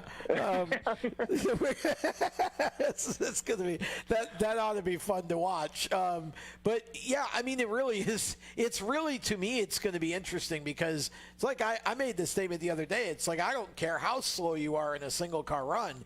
If you can draft halfway well, what you're really doing is you're just looking to try to be lucky enough to end up near the transfer spot so you can go for it on the last lap. And I feel like both Kligerman and, honestly, I think even I would put Joey Gase in this if he can get himself in the right position. They're all kind of fast enough, I feel like, to at least make a stab at it. So I don't know if you can pick clear favorites here. Oh, yeah, and, all it takes is one wreck, and then everything changes. So first you got to survive. First you got to make it to the end of that race. Then it's all about, okay, what line do I get in? Right. Yeah, and traditionally, I feel like the last couple of years, the duels have been run fairly cautiously by most of your bigger drivers. But somehow I'm thinking this year that's not necessarily going to happen. No. Yeah, I think with the limited practice and the way the clash went, you're going to have drivers saying, okay, what's it like to actually race here? Because they don't want to go into the 500 blind, and turns out they do the next move like Jimmy, where their first attempt to pass somebody leads to a 20-car wreck. Nick, I want to circle back to what the comment that you and Tom were going back and forth about a minute ago, the shooting a sick horse moment there when the rain came back for the third time, because Kevin Harvick made some comments earlier today on Sirius XM NASCAR radio, basically in effect that we need to shoot the sick horse, otherwise known as the Clash, a little bit more than just putting it out of its rain-affected misery on Sunday. Kevin's opinion is we just need to shoot it and be done with it and kill the Clash completely. Gone, forever, goodbye. Your thoughts? I can't say I agree with Kevin. I was going to say, I think the silence there is telling. Yeah, the race fan in me is like, no, you want to take more on-track action away from Speedweeks? No, we need more. We need more racing, not less. But I understand where he's coming from, because, yeah, they tore up a lot of cars there. But, I mean, it's nature of the beast. It's how Daytona is. And the only alternative I could think to, and I don't know the logistics of it, but maybe running the Daytona Roval, running the Daytona Road Course of the Clash. But I don't think logistically that would work with how everything is set up for Speed Weeks with the infield. But it is a thought. You're probably going to tear up less cars that way, but no matter where the track or where the race is, if it's a pack race, you're going to have big wrecks like that. It happens. Some years you get lucky, there's none. Some years you don't, and the whole field wrecks like we saw here. But I don't think that's cause to just get rid of the race. It's been around for so long. Thank you. I think my thought on it is that they need to just go back to the very beginning in what the race was intended for. You run 10 laps, invert the field, run 10 more laps. Here's my idea for how we format this thing correctly. You put, and you can change these figures any way you want, but let's say you put $50,000 a lap for first, $30,000 a lap for second, and $20,000 a lap for third.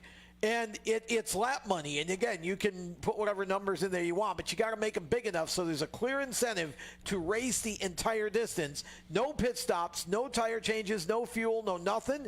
Line them up, throw the green, and chase, $1 million or something. Get yourself a sponsor and make it that way. And then somebody had a great idea on social media earlier that Jacob was telling me about. Why not take the bottom 20 in the standings from last year and do a similar deal for them? For the low buck guys, for bigger money, doesn't have to be Clash money, but bigger money. And if you did it that way, you actually could do both races in the same day. TV would love it. And, you get yourself an opportunity now to go back and make it a Clash again instead of a longer distance race with pit stops. Oh, yeah, I'd love that. I think the race with the bottom 20 would be much more exciting probably because they want that money, and they probably want it a lot more than the guys in the top race. Well, that's it, yeah. I mean, I just think, I think there's a way to get the Clash back to what it was meant to be. I feel like the current era of NASCAR wants to make everything longer, and even the All-Star race, I feel like, needs a serious shot in the arm like that. But as we step aside for a break, everybody needs to keep in mind this is the last time we're going to see this package. When we go back to Daytona in July, a whole different deal now with the 219 package, so we'll see what that does. More of the Stock Car Show presented by HMS Motorsport, the leaders in motorsport safety, right after this. Parents, your son or daughter has had their license for a while now, but you want to make sure they're prepared for any situation they may face on the road. High school driver's ed doesn't teach them to drive defensively. They need to be prepared for any highway emergency. For less than a month's insurance, and a whole lot less, BSR instructors at Summit Point Motorsports Park in nearby Summit Point, West Virginia, will teach your son or daughter how to respond instantly and positively to unexpected situations on the road. BSR's specialized accident avoidance training teaches swerve to avoid maneuvers at highway speed, ocular driving, which focuses driving attention on ways to avoid accidents, vehicle dynamics and feedback, skid control and skid recovery, threshold braking on straights and progressive braking on curves, and off-road recovery techniques. This is stuff driver's ed simply doesn't teach. So call BSR today, 304-725-8444. Give your kid the skill set needed to drive safely and responsibly on the highway. That's 304-725-8444. Do you hear that? That's the sound of America's only sports car. That's right. It's a Corvette. But not just any Corvette. It's your Corvette. It's that who cares if there's traffic part of your day. And this can be you when you come to Cooper Corvettes. With 60 years of Corvettes to choose from, there's always a Corvette in your budget. And they'll service any Corvette you bring in. Cooper Corvettes on Route 1 just north of Quantico and Triangle. Call, click, or visit CooperCorvettes.com. HMS Motorsport is the leader in motorsport safety. HMS serves a majority of Monster Energy NASCAR Cup, Xfinity, Camping World Truck, IndyCar, and IMSA WeatherTech teams, as well as countless SCCA and club-level racers and driving enthusiasts throughout North America. Featuring world-renowned brands like Schuberth helmets, Schroep belts, Adidas suits and shoes, Lifeline fire systems, and even Racecom radio kits, HMS has the right product for your type of racing and your budget. Their representatives are experts on only one thing, making your track driving as safe as possible. With locations in Mooresville, North Carolina, and Danvers, Massachusetts, the HMS staff is always ready to take the time to help you find the right product for your safety needs. Don't settle for second when it comes to motorsport safety. Stop in to HMS Motorsport. Visit them on their website at hmsmotorsport.com or send them a message on Facebook and tell them the folks from PMN Radio sent you. Hi, this is John Ondrasik of Five for Fighting, here for RAD, the entertainment industry's voice for road safety. You know, style is a personal thing, and your lifestyle is your business.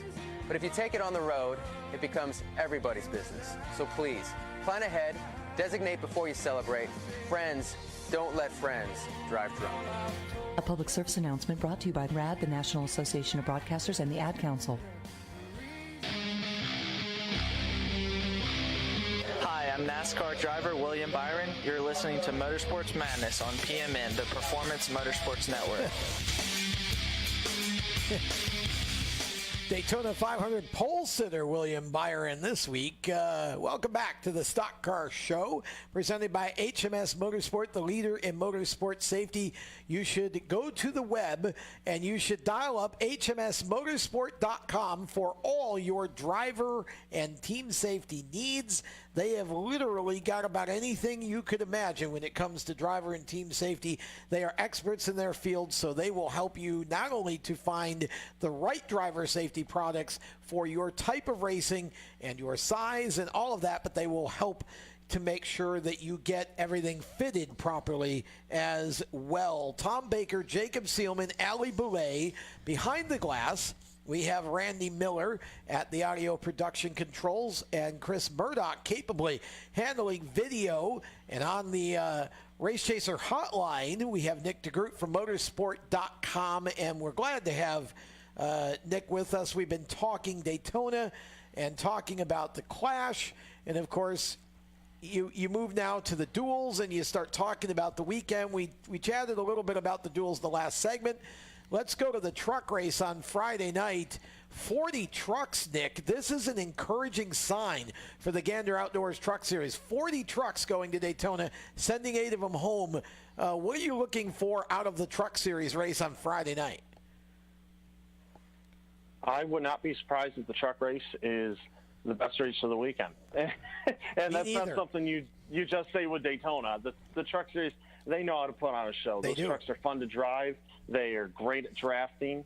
And I think that race is going to be quite a show. As for the field, I mean, it's just part of the truck series. I think NASCAR can do a lot when it comes to cutting costs.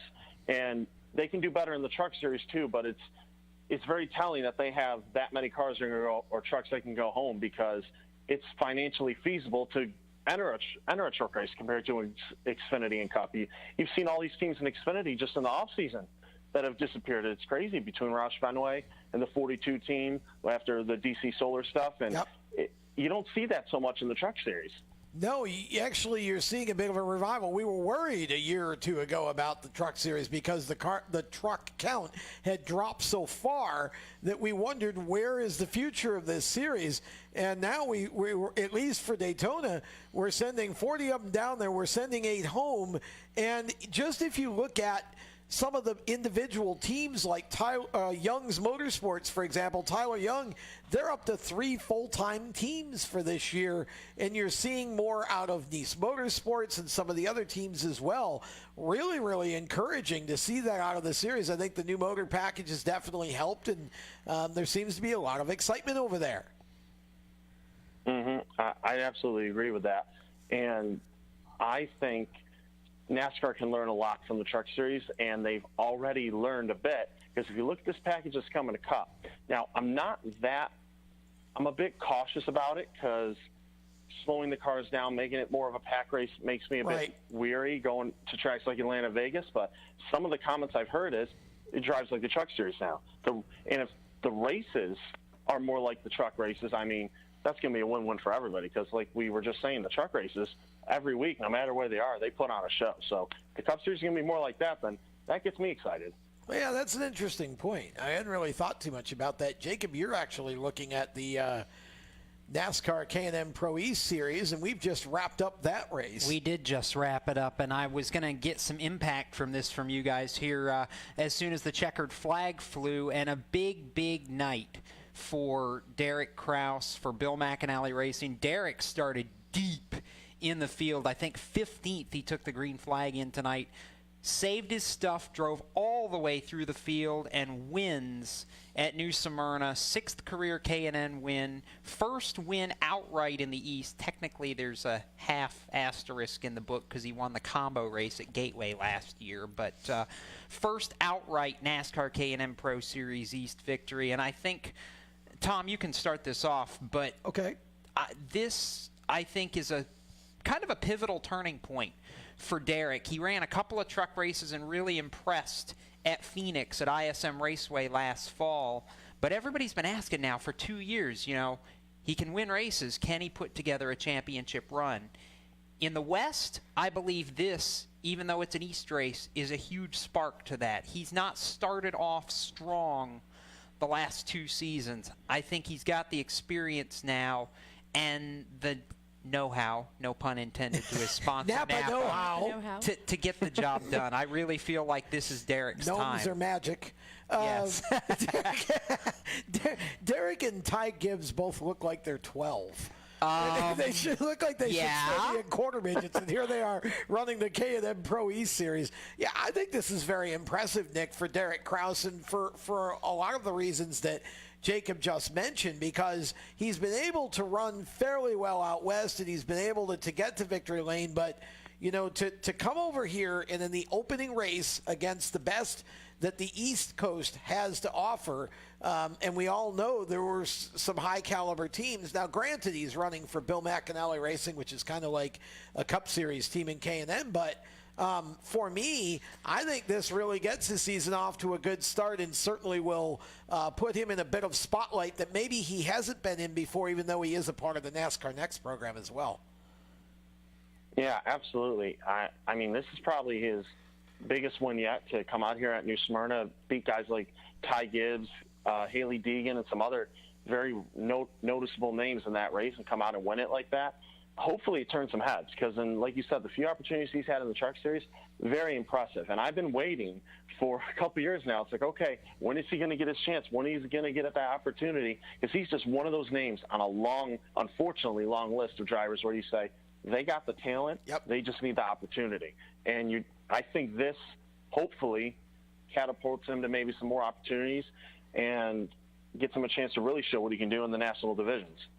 Yeah, I would think so too. So good job for Derek Kraus. You got a top 5 for us there? Yes. So Derek Kraus wins the race over Ty Gibbs. by the way, and the comment that I made right as Derek took the irony. Derek took the lead with 41 laps to go, and that was right after Ty Gibbs and at that point Colin Garrett were in the words of our good friend Matt Weaver, beating the hell out of each other for the race lead. Derek kind of just drove through on the bottom and said, "Pass you both very much, thanks." Kraus gets the win. Ty Gibbs second, and I'm scrolling back to my. Kenny Schrader would say they were arguing over space. They were arguing over space. Absolutely. That's the Ken Schrader way of doing that.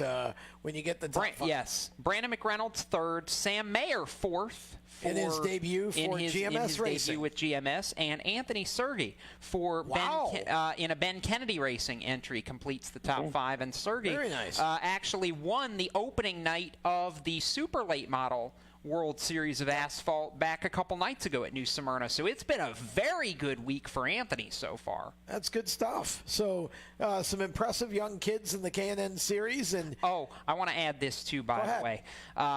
Favorite part of the post-race there, no more did Derek Kraus take the checkered flag. And for those who haven't heard Derek Kraus on this show, every time he comes on, he reminds us that he's from Stratford, Wisconsin.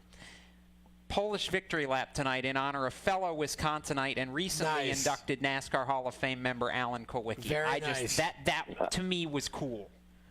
That's very cool. Nice touch. So quickly back to the truck series. Let's go around the table here while we've got a couple of minutes left, and we'll obviously have Nick in on this as well. For the truck series race at Daytona, and I'm going to start with Jacob on this one. Please. Pick a winner. Well, I'm going to go with the guy who we know as of tonight just got himself a ride and is also the winningest driver in NASCAR Gander Outdoors Truck Series history at Daytona International Speedway. He's going to get himself, I'm going to kick myself if I'm wrong about this number, win number 4 at Daytona, Johnny Sauter. 13 to victory lane. 13 not going to be bad luck for Johnny Sauter. He's won in the 13 at Daytona before. Has he? Okay. Yeah.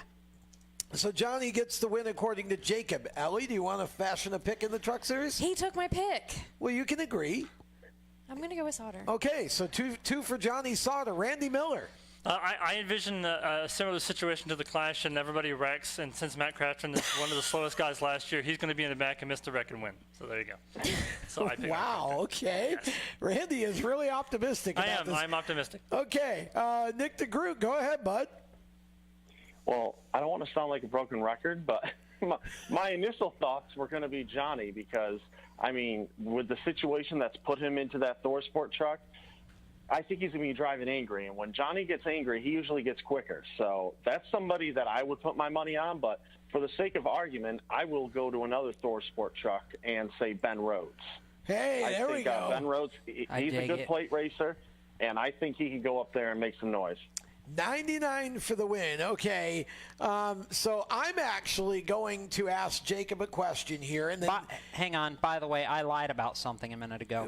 Correct it. Yes, I did not lie about Johnny going for Daytona win number 4. I had that right. I was wrong about ThorSport, though. I somehow forgot that his first Daytona win came the race after they changed his number from 13 to 98 because Mike Curb. Okay, so with that, I'm going to skip the question for Jacob in the build-up to this. Sorry. I'm just going to say you're all wrong. The defending champion of the Truck Series is going to get a win at Daytona this year. Brett Moffitt does it at Daytona out of the box for his new employer in the former Johnny Sauter-driven truck. Which has won 2 of the last 3 Daytona truck races, oh, by the way. And Brett Moffitt will make it 3 of the last 4 as he gets the win on Friday night. When we come back, we are going to pick Xfinity and Cup. It is our lightning round. We're also going to all go around and pick Final 4 for the Cup Series. Before we even had one race? Before Daytona. Wow. We're going for it because we're nuts like that. We're like Jimmy Johnson on the final lap of the Clash. This is the stock. Yeah, it's going to be a train wreck just like that. This is the Stock Car Show. We'll be right back. When do you think of a plumber? Like most people, even if it's an emergency, you can be confident about who will arrive to help you. For quality and reliability, count on someone you can trust. Call on the plumbing services of Hague Quality Water of Maryland. Plumbing doesn't have to be an emergency. We handle all kinds of preventative maintenance too. Hague Quality Water of Maryland is family owned here in Annapolis since 1993. For a refreshing choice, call us at 888-84-WATER or visit us online. Here at Lewis Meineke, we're more than just your average car care center. Hey, it's Dave, your neighbor from Lewis Meineke. Whether you need an oil change, brakes, tires, or anything under the hood, we've got you covered. Take advantage of our free check engine light service as well. Yes, free. And don't forget about our free shuttle service. Never stress, we'll take care of the rest. On with life. Give us a call at Lewis Meineke, 302-827-2054. Is your job sucking the life out of you? Wake up. You can do something else. Information technology. I know what you're thinking, but I'm not a math and science person. No problem and no excuses, because it's not rocket science. It's My Computer Career. Go to mycomputercareer.edu and take the free career evaluation today. You can start your new life as an IT pro in as little as 4 months. mycomputercareer.edu. That's mycomputercareer.edu. Do you love the sound of high-revving motors and the smell of burning rubber? Do you want to get your car sideways right at the ragged edge of control? If you've always wanted to try drifting or learn to improve your drifting skills, Summit Point Motorsports Park, the Mid-Atlantic's premier motorsports facility, has the expert instructors and the specialized track to teach you how to drift and the skills necessary to drift competitively. From skid pad to open sessions, Summit Point Motorsports Park has the safe and open environment that allows drifters of all skill levels, new to intermediate, to get sideways and smoking. With a focus on safety and the skill set necessary to drift competitively, Summit Point Motorsports Park's Drift Nirvana is just the thing for you. Call for your reservation today, 304-725-8444. Or for more information, go online, summitpoint-raceway.com, or you can email them at office@bsrinc.com. Drift Nirvana, getting you sideways the right way. If you own a gun, you have a full-time responsibility. When you aren't using it, be sure it can't get into the hands of curious children, troubled teenagers, a thief, or anyone else who might misuse it. Your family, friends, and neighbors are all counting on you. Remember, always, lock it up. For more information on firearm storage safety, visit ncpc.org. This message brought to you by the National Crime Prevention Council, the Bureau of Justice Assistance, and the Ad Council. Hi, I'm Matt Tift, and you're listening to Race Talk on the Performance Motorsports Network. I'm not flinching. Welcome back to the Stock Car Show, presented by HMS Motorsport, and a nod also to mycomputercareer.edu and strutmasters.com. And joining us on the set here. Hi, Chris. Wait, Randy. Crossing the back Make line it work. meridian Hold here. on. I have to do some magic here. Randy has to work some magic and Yeah, unhook his microphone. We'll get Chris on in a moment. Let me just say, welcome back to the Stock Car Show. Tom Baker, Jacob Seelman, Ali Belay.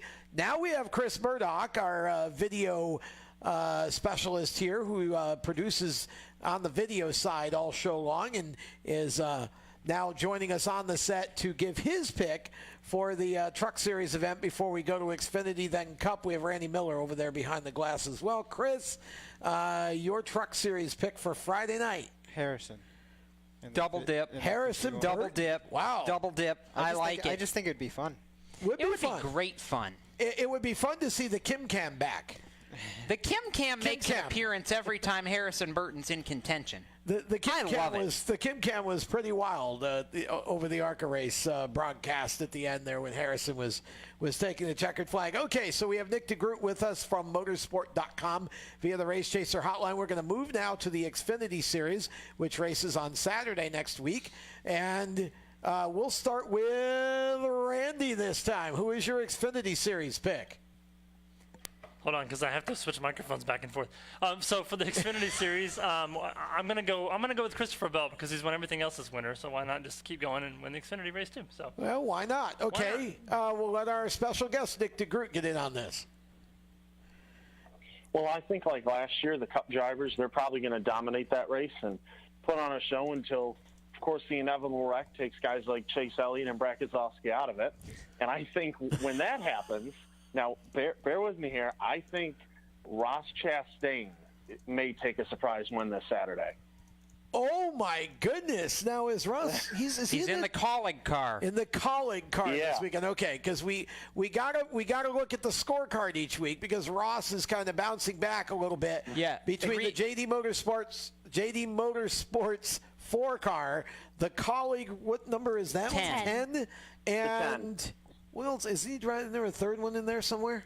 He's doing just those trucks two? and Cup. Yeah, trucks with Nice and Cup with Premium. Yeah. Okay. So Ross is running everything this week. Yeah, so he's going to be in the colleague car. Okay, so wow, Ross Chastain for the win at Daytona. Jacob? In Xfinity? Put 38 names in a hat and pick one. No, that's a cop-out.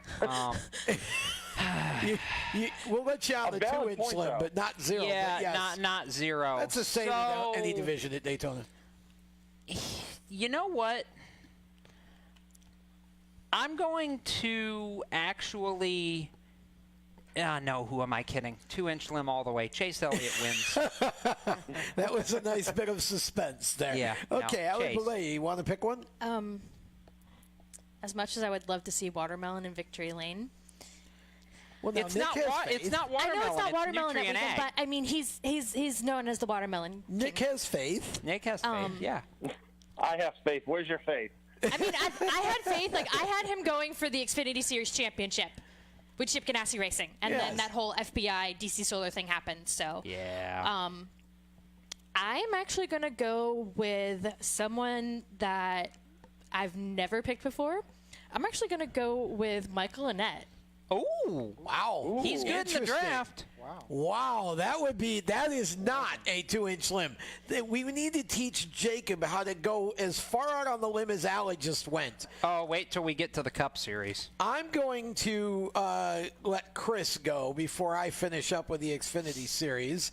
Who is your Xfinity Series pick, Mr. Murdoch? It's not really. No, you we'll can't get Chris's mic working, and then we'll go back to him. I'm going to. Here's the irony of this. I thought I was actually going to have the way upset pick, and then of course Allie went out there with Michael Annett, and I think Nick going with colleague. And see, I was going the other way with colleague racing, and I was actually going to pick Justin Haley to get the win at Daytona in his Xfinity Series debut. No, it's not his Xfinity Series debut. You lied. With colleague. Yeah, not that's what I meant. Okay. That was my point with colleague racing. Yeah, because he filled in for Spencer Gallagher in the 23 at So now Nick and I have got dueling and colleague technically cars. won the last time he was at Daytona until NASCAR took it away. Some would say he's already won here. Well, yeah, he has already won here. I would be one correct. of those. He's already won here. Don't at me. I would be one of those, actually. Okay, Chris Murdoch, we'll try again. I think I will go with somebody who I think will be off and be a contender for the championship this year. The car that won last year, but it's got a different driver, Noah Gragson in the 9. Oh, yeah. There is that. Tyler Reddick did win by 4/10,000 There is that. a second. And Noah Gragson making his debut for Junior Motorsports in this one, and certainly he is going to be very tough at Daytona. It's a good, definitely a good pick for Murdoch. Okay, we move on now to the Cup Series of the Daytona 500, and I think this time, because I can, and while Chris's mic is still working, we're going to go with Chris Murdoch. Daytona 500. Dun, dun, dun. I'm going to go with Kurt Busch. Ooh. Well, you tried that for the Clash, or for the poll. It didn't quite work out. So it almost worked. Almost worked, yeah. But almost he finished second. Almost only counts in horseshoes and hand grenades. Okay, Nick Degroot, we'll let you go next. Who's your pick for the Daytona 500, bud? I think this is the media side of me coming out because it would just be such a good story. But he won Talladega last year. He won the Daytona 499, and that's Eric Almirola. Yes. Almirola for the That win, is absolutely Alex. the media That's side in you, Nick. I Yeah, love it. Well, it's also a darn good pick. Okay. Yes, it is. We'll let Randy switch back to. We've got to do some switching between Chris and Randy's settings on the board. So we'll let Randy do that. I'll go to Ellie. Kurt Busch. Two for Kurt Busch. Wow. Okay. Randy, are you ready there? It's time for To my the one credit, to be I'm next. pretty quick about switching those things. So Okay. I was actually Okay. ready right after Chris All got right. done talking. But anyway, I picked Eric Jones in the Clash, and unfortunately he didn't win. So I'm going to pick him in the 500 instead. So my pick is Eric Jones. Going to roll with Eric till he gets him a win. Well, to be clear, I was actually going to go out on like an 18-foot limb and pick Matt DiBenedetto. You should have done it. Oh, So he's going to be my backup pick just in case Jimmy Johnson wrecks the field. I'm going to pick Matt. What I want to know is, go ahead, Alex. Can we do backup picks? My backup pick is Corey LaJoie because his face is on the hood of the car. No! Can you imagine seeing that in the Daytona Museum? No! That technically with Old Spice. Oh, that'd be too For good. 365 days. For 365 days, you get to see Corey LaJoie. My question, would that technically count as Corey going to victory lane twice? Yes. Yes. He should get 2 playoff picks. Yeah, two Because- playoff points. What was it? Weren't we yelling about how many flips there were in the Chili Bowl? Yes. 75. This would count as Corey LaJoie being in victory lane twice. It would be a Corey count. Okay. Well, here's the deal with Daytona, because we all know that the Fords in the last couple of years have shown that they can race probably better than anyone else, and we know what they did in the Clash. That's why I'm going to skip all the Fords, because I agree with Nick. There's going to be a big crash that's going to take out about half the field and probably 2 or 3 of the biggest Fords. I'm actually going with a Chevy in the Daytona 500. And check this out. I have the media story. William Byron for the sweep. He's going to win. Not only is he going to win the pole, he's going to win his duel, and he's going to win the 500. He's not going to win his duel because they're going to tell him to hang at the back like Bowman did last Well, I mean, if they actually let him race, I think he wins all 3. And he's over 21 now, so he can actually drink a beer. But he won't. He'll drink milk. He won't, because I don't know that William would be comfortable in a bar. We were having that discussion with the whole him and Chad Knaus actually going out to celebrate. All right, so real quick, while we got a couple of minutes left here, I'm going to go around the table. Wait, you didn't even let me make my 500 quickly, pick. we got 3 minutes. Okay, so me for the 500. You're wrong, by the way. Bypassing You always all the, say that. Bypassing all the You Fords said that is- last week yes. for qualifying. Okay, just make your pick. Bypassing the Fords is a mistake. I have the media story. Redemption. He got wrecked in the Clash. He's going to win the Wood Brothers, their 6th Daytona 500. Paul Menard wins the Great American Only Race. if Jimmy isn't running second. Okay, so we're going to go now Final Four. Final Four. So this is the Final Four for Homestead. Nick, you get to start this one off. All right, so my first 3 are easy enough. Harvick, Kyle Busch, Martin Truex Jr. They're going to take 3 of them, but the 4th spot, this is going to make a lot of viewers happy. I truly believe Chase Elliott has a shot at making the Final Four this year. Interesting. Okay. All right. Jacob. All right. Nick's got 2 of my 4. Martin Truex, Kevin Harvick. I believe Martin Truex shows Kyle Busch up this year. Kyle Busch gets frustrated trying to beat Truex and beats himself. My other 2 for the Final Four actually are both Hendrick cars. Chase Elliott and Jimmy Johnson. Okay. Chris Murdoch. Well, okay, I'll go. And I'm actually going to say the Final Four are going to be 4, count them, 4 Fords. I'm going with Kevin Harvick. I'm going with his teammate Clint Boyer to make the Final Four. And I'm going with Joey Logano and Brad Keselowski. 4 Fords in the Final Four for the championship. So I guess that's on me now. So Yes. I guess I will go. I'm going to go 2 Chevys. I'm going to go Alex Bowman, Chase Elliott, Martin Truex Jr., Kevin Harvick. Okay. Allie. I'm going to go with Kurt Busch. I can't believe I'm saying this. Jimmy Johnson. Hey, I said it first. Yeah, but I'm not a big Jimmy Johnson fan. Quickly. with Martin Truex Jr. and Kevin Harvick. Okay, so we'll hopefully we will have. Did you let Randy? Back. Oh, Randy, go ahead. Real Sorry, fast. I forgot we missed you. I feel like it's like a repeat thing in here. I'm going with Jimmy Johnson, Martin Truex, Kurt Busch, Joey Logano. 10-4. Interesting. I think we all feel like Kurt Busch has got a great shot. Okay, Yes. Nick Degroot, thanks, bud. We really appreciate having you on. We'd love to have you back again soon if you would come back with us. Oh, I'd love to, guys. This is fun. All right, so that's Nick Degroot from motorsport.com, and that about closes us up for an exciting edition of the Stock Car Show. Thanks to all of our sponsors. Thanks to PMN Radio, our host network here, and all of our avenues of distribution. For Jacob Seelman, Ali Boulay, for Randy Miller and Chris Murdoch, and our special guests of the evening, Anthony Alfredo and Nick Degroot, I'm Tom Baker. So long for now. Until we meet again, we might just see you at the racetrack. Good night. You've been listening to the Stock Car Show on the Performance Motorsports Network. Stay tuned to Performance Motorsports Network for more race talk. For the latest motorsports news, visit racechaseronline.com. The Stock Car Show is a copyrighted production of the Performance Motorsports Network. www.performancemotorsportsnetwork.com. A member of the Scorpion Radio Group Incorporated, and may not be rebroadcast, replicated, or saved in any media without the explicit written permission of PMN. Check out our Facebook page or a section on the PMN website. The opinions expressed on this program are those of the host, co-host, and guests, and do not necessarily reflect those of the management and ownership of either the Performance Motorsports Network or Scorpion Radio Group Incorporated, the advertisers, or the marketing partners. Be listening again next week when the Stock Car Show returns on Thursday night at 7 Eastern. Until then, stay tuned for more great motorsports programming on the Performance Motorsports Network.